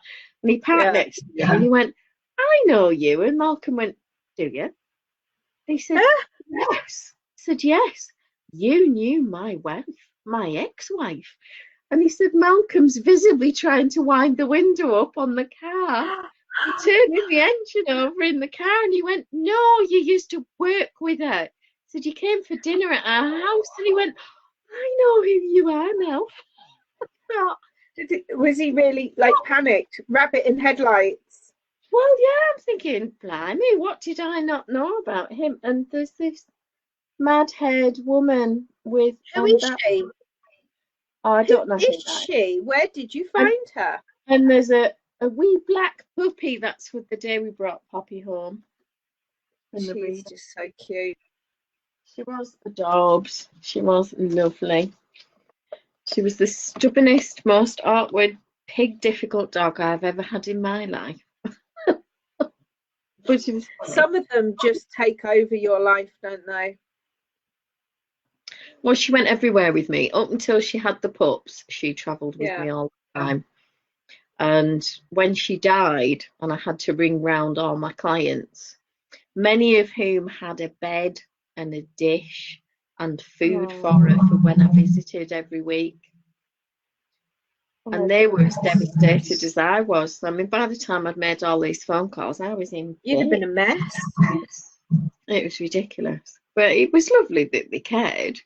No. Well, yeah, but it's just hard that you have to then tell everybody, don't you? Yeah, and of course she's crapped in some of the chicest places. Okay. That wasn't a sentence I was expecting to hear tonight. Yeah. It's the gin. I mean, what else can you say about that? I know. I can't believe how dinky those little tins of tonic are. I think they're supposed to be the perfect size, aren't they? You know, like the little bottles that you get in the pub that are just the perfect size. No, they're not. Well, I normally go for one measure of gin and two of the bottles. When I'm out, I'm such a lightweight that I just get another bottle of tonic and pretend that I've got another gin and tonic so that people don't. No, Rita says I'm going to be popping on and off for a bit because I'm baking a dessert for tonight. So Yvonne says, what? Good question, Yvonne. Rhubarb bars, flour, butter, powdered sugar base with rhubarb, egg, sugar, and vanilla on top. Where's ours? Oh, and Yvonne says she likes rhubarb covered with shortbread. I've never had that, Yvonne. Oh.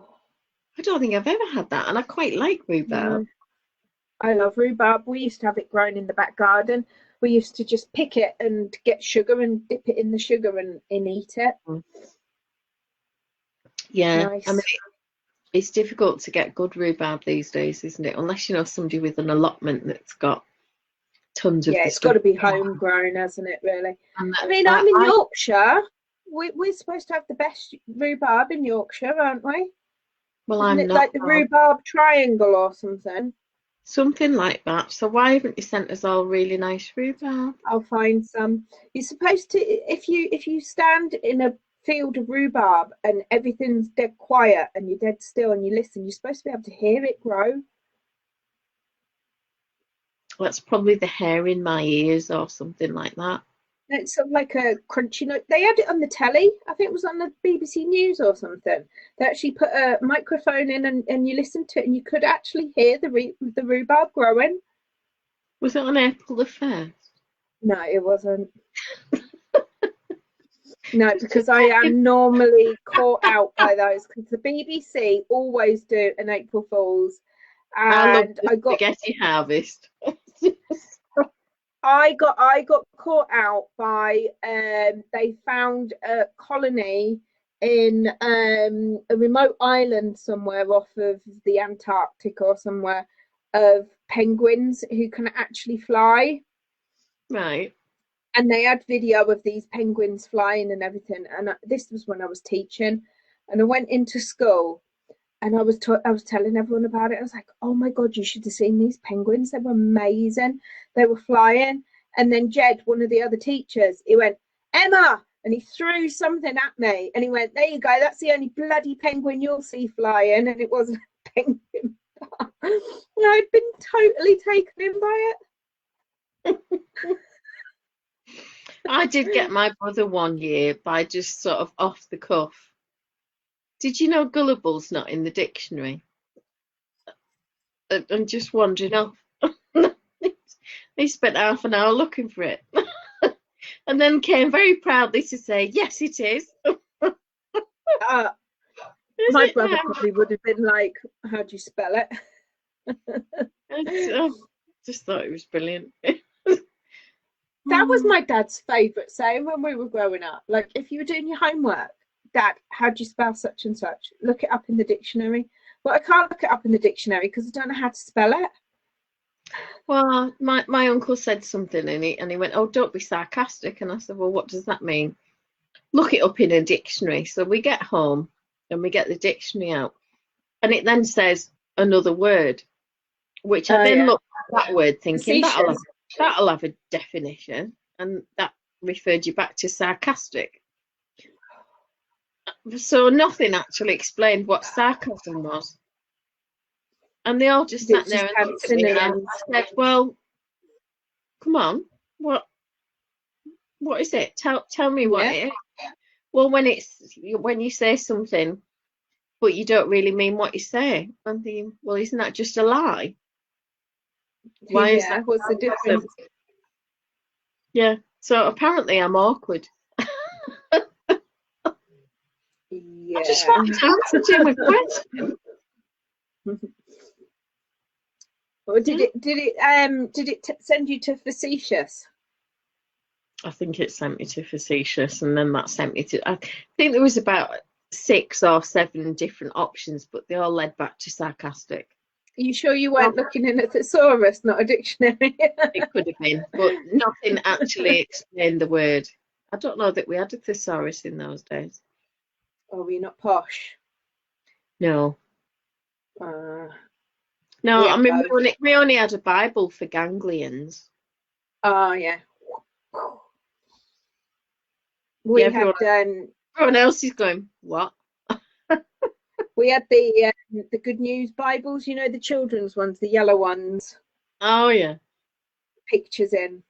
I loved my Gideon Bible that they gave to us at school. Yeah, little red Gideon Bible. They used to put those in hotel rooms. Yeah, I think I told you a friend of mine and his wife had been to stay in this hotel, and it's meant to be the most haunted in England. Right. And his wife, I think is she called Christine? Yeah. And she said, oh, well, what's the worst room? Then we'll sleep there because I can sleep through anything. And she did. But he sat up all night scared, watching that Gideon Bible like his life depended on it.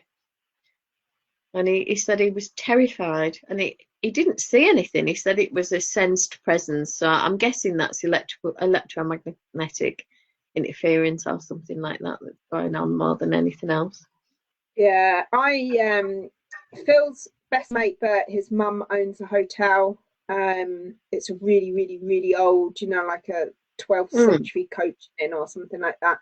And they've got a room that's the Cromwell suite, because Oliver Cromwell stayed in there. And for Phil's 40th, was it his 40th or his 50th? Must have been his 50th. I arranged that we'd go down and stay in the hotel, and she put us in this suite, and it is the best suite in the hotel, but it's supposed to be haunted. And I think half of it is your own mind playing tricks on you, isn't it?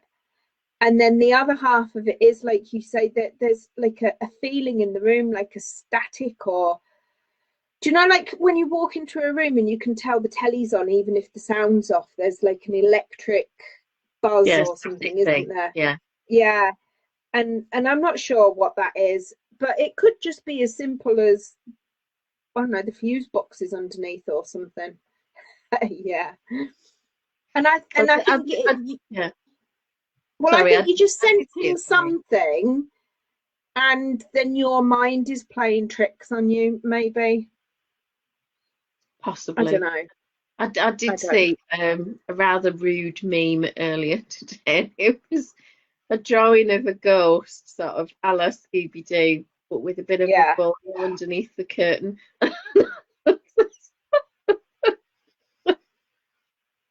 Well, why is that funny? And I'm thinking, have you seen it? If you looked. I've not shared it anywhere. I'm just looking at all the comments that people have made on this picture where they've obviously not noticed. Because a lot of people don't look at things.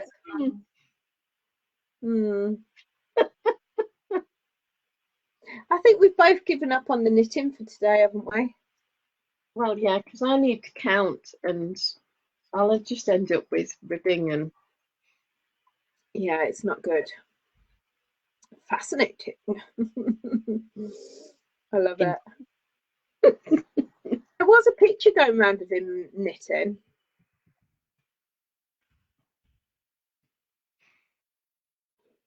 Oh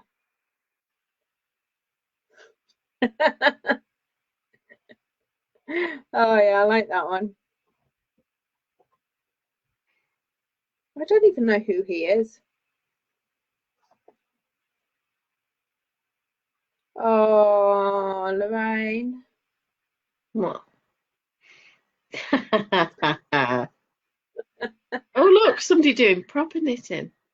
Oh, wow. That's how my nan used to knit.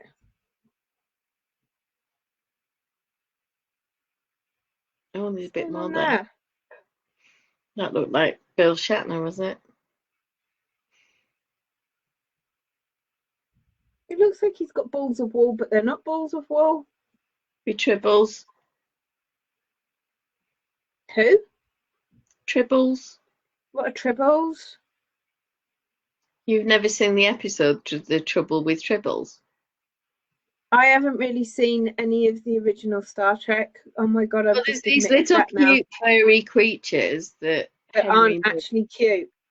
Well, they are cute. They're absolutely adorable. But he brings them on board, but he fails to mention that they breed really quickly, and they start getting trapped in the ship's systems, and things keep failing. And every cupboard you open, there's like a bajillion of these tribbles fall out. And Right, not good then. yeah, but they are very sweet. They look a bit like what do you call them? Gremlins before they become gremlins. What are they called? Oh, I can't remember what they're called. Mogwai. Gizmos. Mogwai, yeah. Yeah. That's tribbles. Yeah. What happens if you stand on them? I don't know. But I do know somebody that I know politically who I get on brilliantly all through the year with, and who's absolutely lovely. But then in the 2 weeks prior to an election, is like a gremlin that's been fed after midnight and covered in water. Oh God. Yeah, I don't know what that's about. But I do love Gremlins. It's a fab movie. there we are. They were showing it. They'd sing that song, don't they? Yeah, well, this is kind of the political one. No. Oh, I love Gremlins. I remember a few years back I made Caitlin watch it, and she sat and hid under the blanket for most of it. I forgot that it's actually quite scary in places. Probably is for youngsters. I mean, I always like the Goonies. It's a 15, I think. I put the Goonies on and she didn't get to the end of it, which is unusual for her, because normally we do all right with the 80s movies. But she wasn't interested. You used to like Footloose. Yes, we both like Footloose. I haven't managed to get her to watch Top Gun yet. Now, he is another guy who has aged very well. Have you seen him on that advert at the moment? Now, isn't that just delicious? What, that one? Yeah. Yeah. No, I like the. Have you seen that advert where he's saying if you go to this and then enter your NHS email, then EE will give you, like unlimited whatever.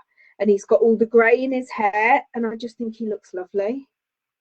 I think he looks better now than he did then, personally. Oh, he's a real sweetie. I do like him. I like his wife, Cara Sedgwick, in that Closer that she used to be in. I thought that was a great series. Tom Cruise is another one who everybody loved, and I was like, yeah, that's it myself.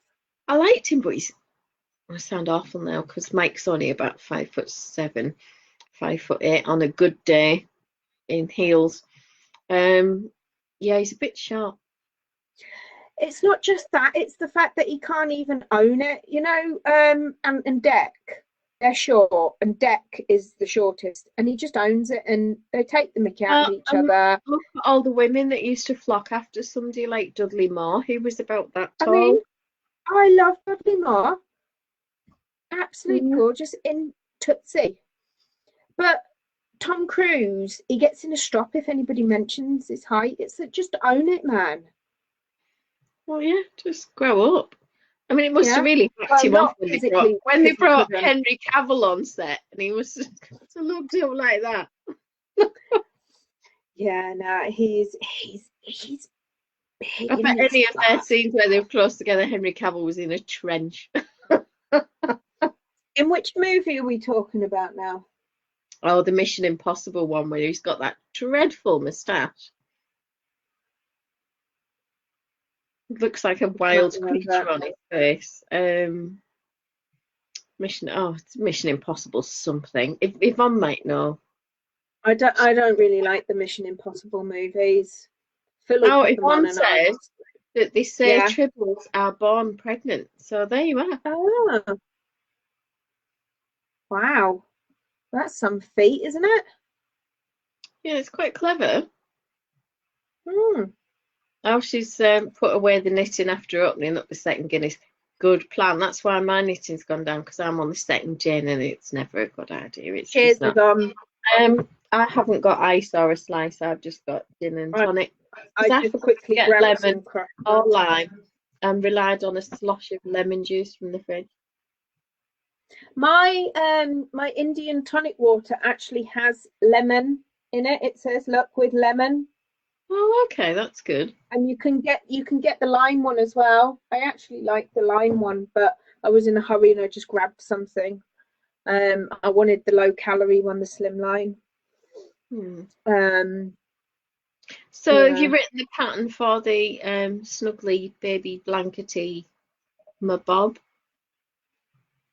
No, I need to do that. I still haven't written the pattern for the jacket either. I need to do that. I really, I need to kick up the bum is what I need. Okay. You're going to give me a kick up the bum now? Or pass? I like it. It's what I need, because I'm just feeling meh at the minute. Oh yeah, big guns now. Oh yeah. Oh. Yeah. Why would you do that with these gift things and then you haven't got time to actually read the words? I know, it's really annoying, and sometimes you can see them on there and sometimes you can't until you press it and they're bigger. I like that one. That's funny. You know. It's a bit of a saggy one. Oh, that's better. Do you like it?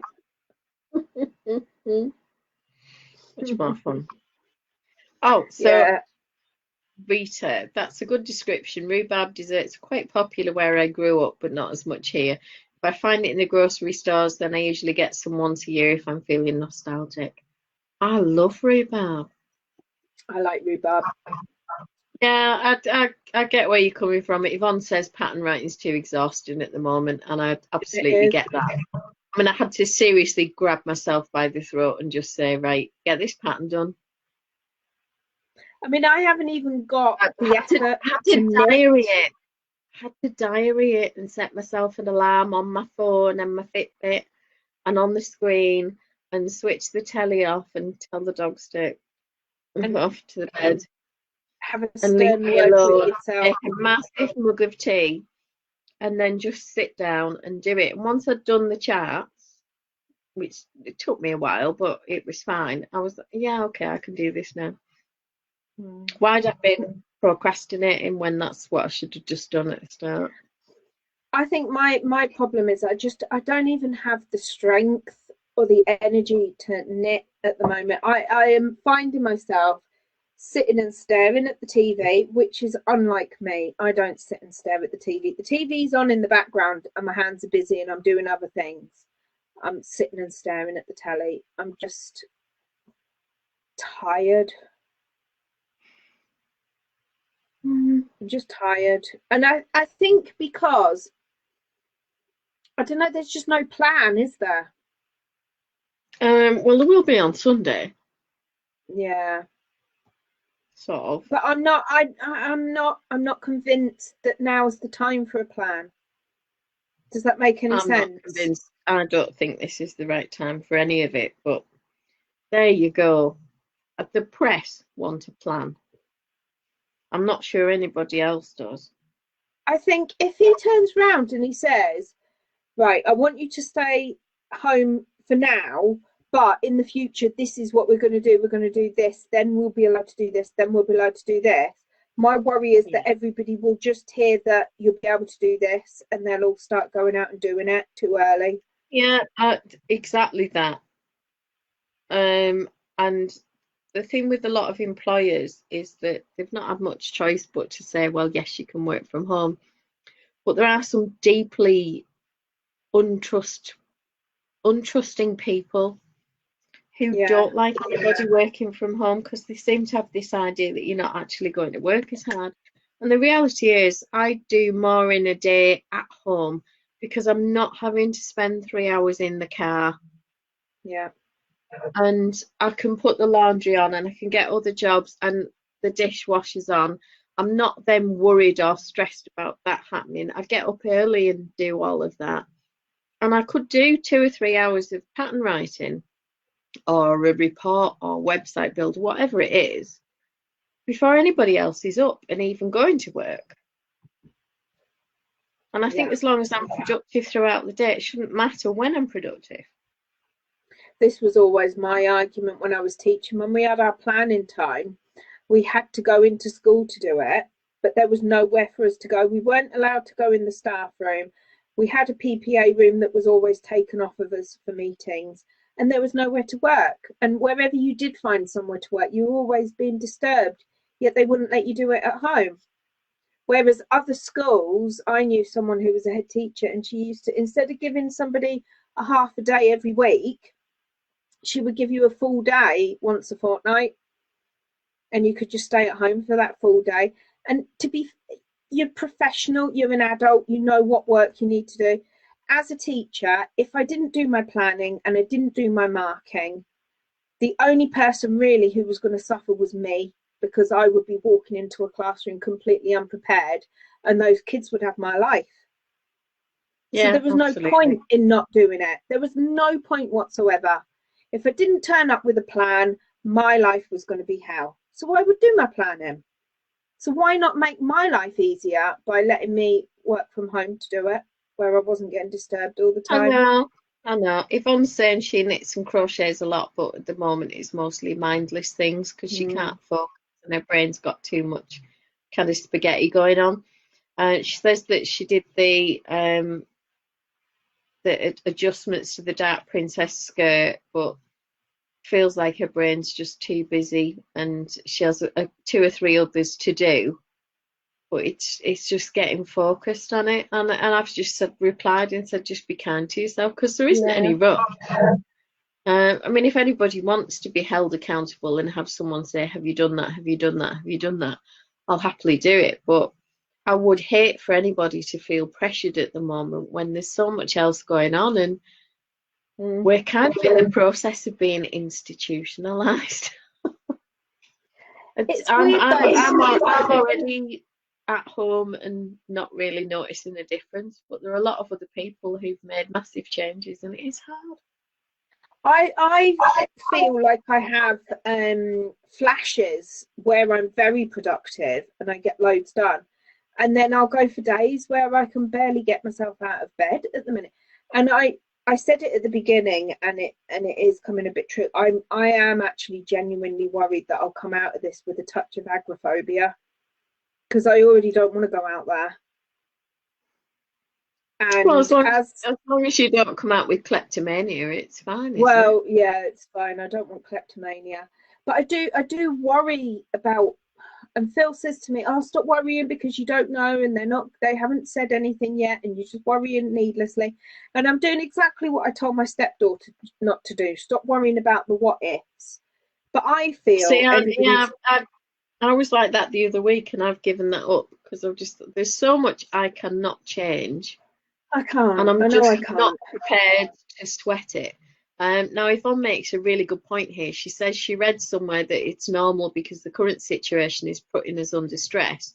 And some parts of the brain that get used all the time for other stuff are now just worrying, wittering, and doing all this. So there's no energy left for the other things that the brain is usually doing. Yeah, I felt like I had to do a deep reset. I did a lot of meditating one night. I went up early to bed and I put my headband earphones on and listened to hours and hours of meditation. And I got up in the morning kind of with a new outlook. I feel a lot better now. But I have emotional moments. I hate the One Show. I can't watch that clip. I absolutely can't stand it. But there was a clip earlier of Chris Eccleston, former Doctor Who. Oh, I like him. reading that lovely poetry, poem. wasn't he? Yeah, about the NHS, Our Heroes, by that guy, Matt Kelly. And it's a lovely little poem. And I got a bit of a wobble on watching that. And I was a bit teary. And I printed out the lyrics for We'll Meet Again for tomorrow and some bunting to stick on the front window. Because I haven't made any. Just because I haven't. I had time, I just didn't. I have no idea where it is. I haven't got a Scooby where ours is, and so I've printed out a few pieces of it that I'll cut out and stick on the front window, and that'll be as much decoration as we've got. But yeah, I had a bit of a wobble just reading the lyrics to We'll Meet Again. I mean, what's that about? I mean, I'm generally a bit of a robot. So I'm usually so logical. We're all finding that we're behaving differently than we would expect. Like I like being at home. Like I said, I'm not unhappy. I like the freedom from obligation that it brings. I just feel tired, and I don't know why. Yeah, I'm not sure, but I'll come out of it. It'll be fine. I know I'll be fine. Like I said, it could even be tomorrow. I'll wake up tomorrow and I'll be perfectly all right, and I'll have a really productive day, and I'll be like raring to go, and it'll come out of nowhere. Tomorrow is another day. I love you tomorrow. You're only a day away. No, it'll be fine. It will be fine, and I'm fine, and my kids are fine. I think. Yeah, I mean, we're safe. It made me laugh that some income that I get. I get this letter saying, "Oh, we've increased it because everybody's having all this hardship." Like my stipend that I get for the voluntary stuff. And I'm thinking, yeah, somebody else will just take it off me. And then 2 days later, I got a letter saying, "Oh, by the way, your income's increased there, so we're taking that off you there." It's just pointless, isn't it? Okay, fine. So yeah, I've got to pay more tax now. The Welsh minister, he gave all carers a bonus of like 150 quid or something. And he was on telly saying, "I'm appealing to the Treasury to just leave it alone. Do not tax these people, and it just give them the money and just let them have it as a thank you, because without the carers, what are we going to do?" But you know, well, my party has campaigned quite actively the last couple of weeks, and we've asked if the NHS, the carers, and the key workers can get a bonus, which is equivalent to what the armed forces get when they're in active theatre during war. Right. Because these people are fighting a war. Yeah, and they haven't even got any equipment. And we're not talking, you know, it's £29 a day. If I went on a trip from the shipyard to Govan, the shipyard up there in Glasgow, I'd get more than that for my daily allowances for me lunch and stuff. Yeah. So we're not, and I was getting that £30 a day 20 years ago for being away on company business. So we can certainly afford to do this if we can afford to bail out billionaires and newspaper companies and media companies, all the rest of it. No, it's mad. Got an itchy neck. I think I've been bitten. Oh no! It's not a massive lumpy thing. Well, I'd like to say it was a massive lumpy thing, but I think they're called jowls. I'm going to try to not make a comment about lumpy things at the minute. Well, especially not after The Ghost. No. Oh, that was a good movie, wasn't it? The one where she got raped by the ghost. That was a bit like, whoa. What was that? What was that called? It was called like The Thing or something, wasn't it? Or no. Oh, yeah, I remember it. It was awful. Oh my God, it was traumatic. Oh, I can't even remember what it was called now. Yvonne will know. Yvonne knows everything. So was it The Unseen or something like that? Or Oh, I can't remember.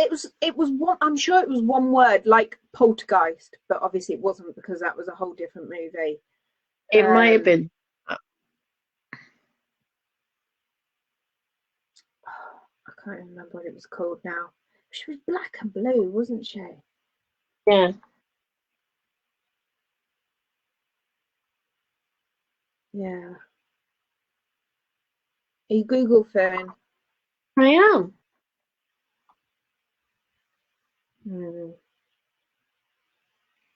The Entity. That's it. Entity, yeah. Yeah, that Scary was a stuff. terrifying film. Yeah. Yeah, Yvonne makes a good point because you're worrying about going out to do the shopping because you worry that people that you know are all right and that everybody in your family's okay, and it's just exhausting fretting about them all. Oh, she says she doesn't watch horror movies because she gets nightmares. Yeah, eminently sensible. We don't good watch movie. It is that. Yeah, I worry about going out. I don't go out because I know what I'm doing, but that doesn't stop other people from not respecting you. Like when I went to the pharmacy, stood in a queue and somebody's going past me not respecting my space and then has a go at me because I asked them to give me some more space, you know? Yeah. And the whole thing just upsets me. I'd just stay home with Arthur. He likes me being at home. Yeah, he's relatively low maintenance, isn't he? He's a pretty good boy. Once he gets his walk in the morning and he gets his dinners, and he's just, you know, he's a bit of a pain with the lawnmower and the vacuum cleaner. Yeah, we have to have somebody look after him. Just tell him to stop doing the vacuuming. Oh, she would do the vacuuming, I tell you. Oh, honestly. I have to have one of the kids take him in another room and lock him in the room with them and look after him while I try and bloody do the carpets. Oh, great. It's mental. It's ridiculous. And he's not getting any better. 2.5 years I've been doing it. Oh, wow. And it's because he's scared stiff of that.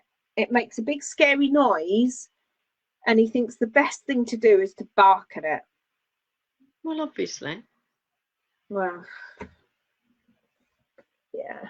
Works for me. I bark at people all the time. Yeah, he goes out in the garden and he's and he comes back in and I'm like, who are you shouting at? Yeah. Just someone. And no one. He's fast asleep on the floor here. He's gorgeous. Yeah, my two are terrible. So I finished my second gin and that's it. I'm not having any more. I'm just going to have a little bit of tonic water. In fact, I might have a cup of tea and a slice of toast before I go to bed because I didn't have my porridge. And if I don't have something to eat, I'll be starving in the morning and I'll have to eat breakfast. And I try not to. That's not a good thing, is it? No. But yeah, I think you just have to be kind to yourself for a little while until you kind of find your way back to it, because you can't be all things to all people all of the time, and neither should you feel that you need to. I will get my mojo back. It'll come when it feels like it. I can't force it. Yeah, I'll get a ton of messages going. I've written that pattern and it's gone to the check editor and it's come back and I'm doing this. I've done the photography and I've done that, and I'll be thinking, yeah, I've picked my nose, put the washing on and scratched my bum and made a latte. Yeah. It's really funny because you'll have a productive day where I'm sitting there going, yeah, I've just stayed at the telly all day. And then we kind of swap around. Needing to change the beds and clean stuff, and I know. around the house going, am I ill? What? Yvonne will tell you, I'm just the worst housewife in the world. Well, I did, yeah, but where's the temperature, baby? Is it broken? I think the battery's going because it keeps saying low. It's one of these. So then you think that you're all right. I've got one just like that from armpit jobbies, and it'll just die when you switch it on, and I can't see it. Can you not put that under your tongue then? Because I got one of those and I always shoved it in the kid's mouth. No, this is an armpit one. Well, what's the difference? This is one of those. Well, luckily, the one that I've got has never been in an armpit because it's always been in the kids' mouths. This has always been in that would be completely unhygienic. However, you wash it before you put it back. Well, yeah, I do. I boil the kettle and I pour the kettle over it. But however, you know, it's still a bit like.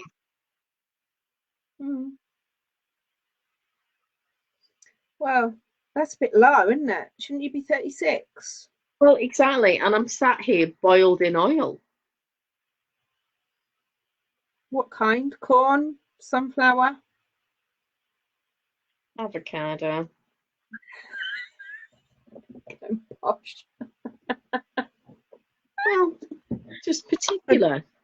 I don't like avocados. I think they're vile. I imagine it would be quite good for your skin. I'm going to have to turn that light up because it's bright light. Ooh, now you've got a nice soft glow about you. Yeah, I look like Miss Ellie now. Yeah. Yeah, I'm going to read my book for a little bit as well. I'm enjoying that book. It's very good. I like the sort of conversational style that it's written in.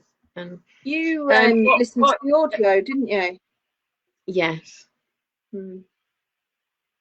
Yeah, because I like to be able to knit instead of hold the book. Yaskia, who's the bard, who's his only friend really, is called Dandelion in the books. I don't know what that's about.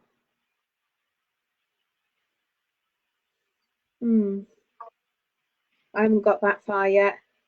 I've got to a point where he's just been made to go for a banquet with the Queen, and they're all going to see with Queen Calanthe of Sintra.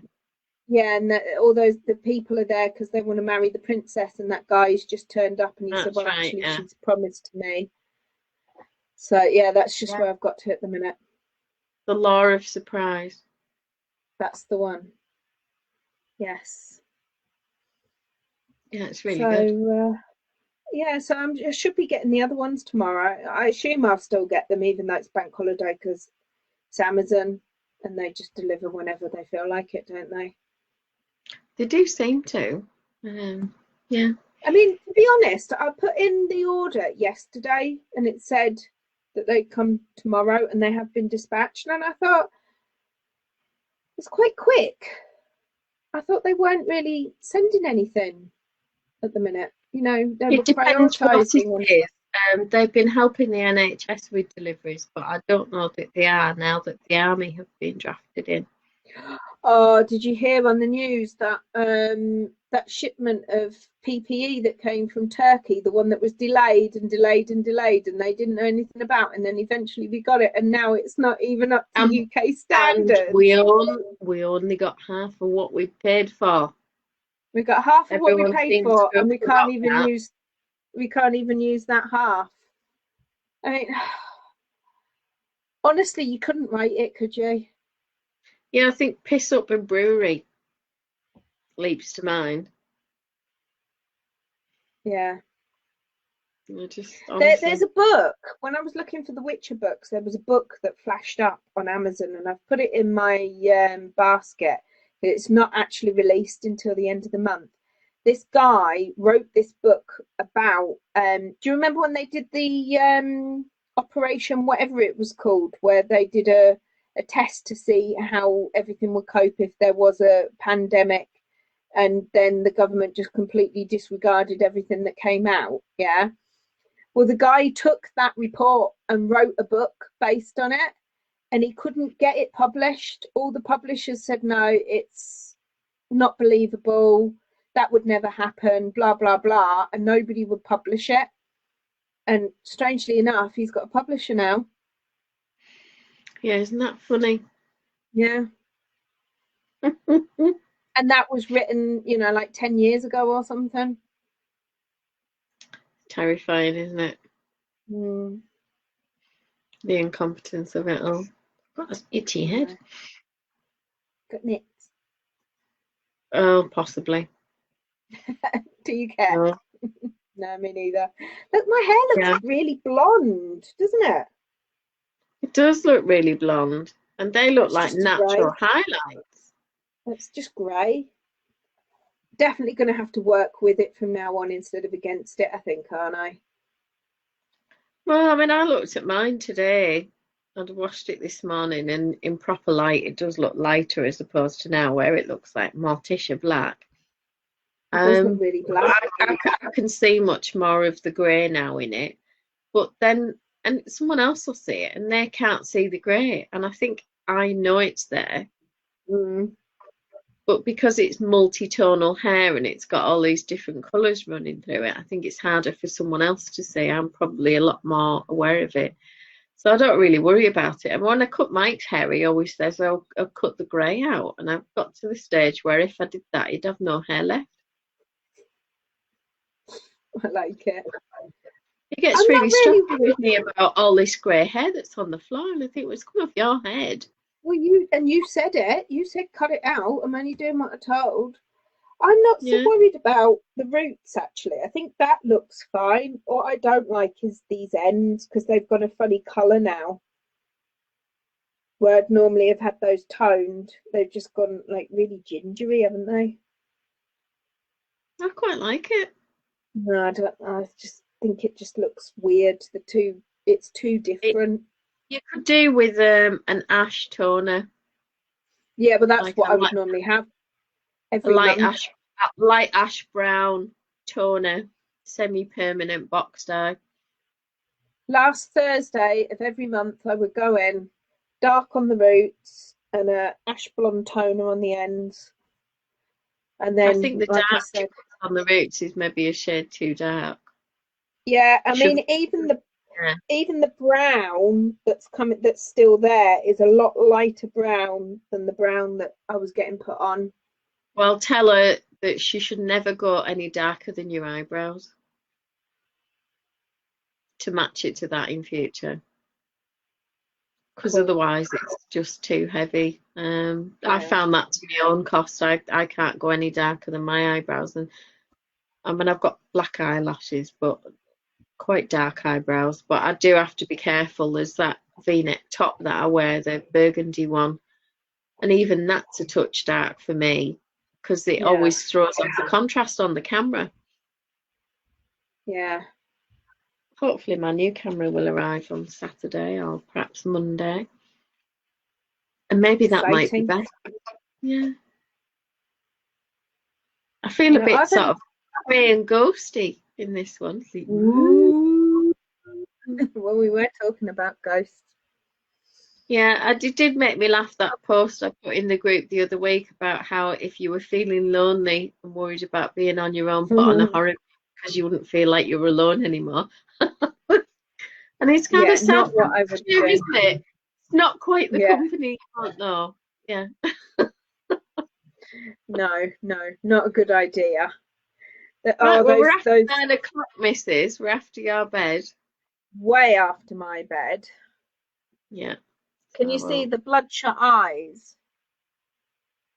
See, I thought that was just you've been drinking earlier in the day. No, I hadn't. I'm just, heavy eyes. Yeah. I was up and out and walking the dog at 5:30 this morning.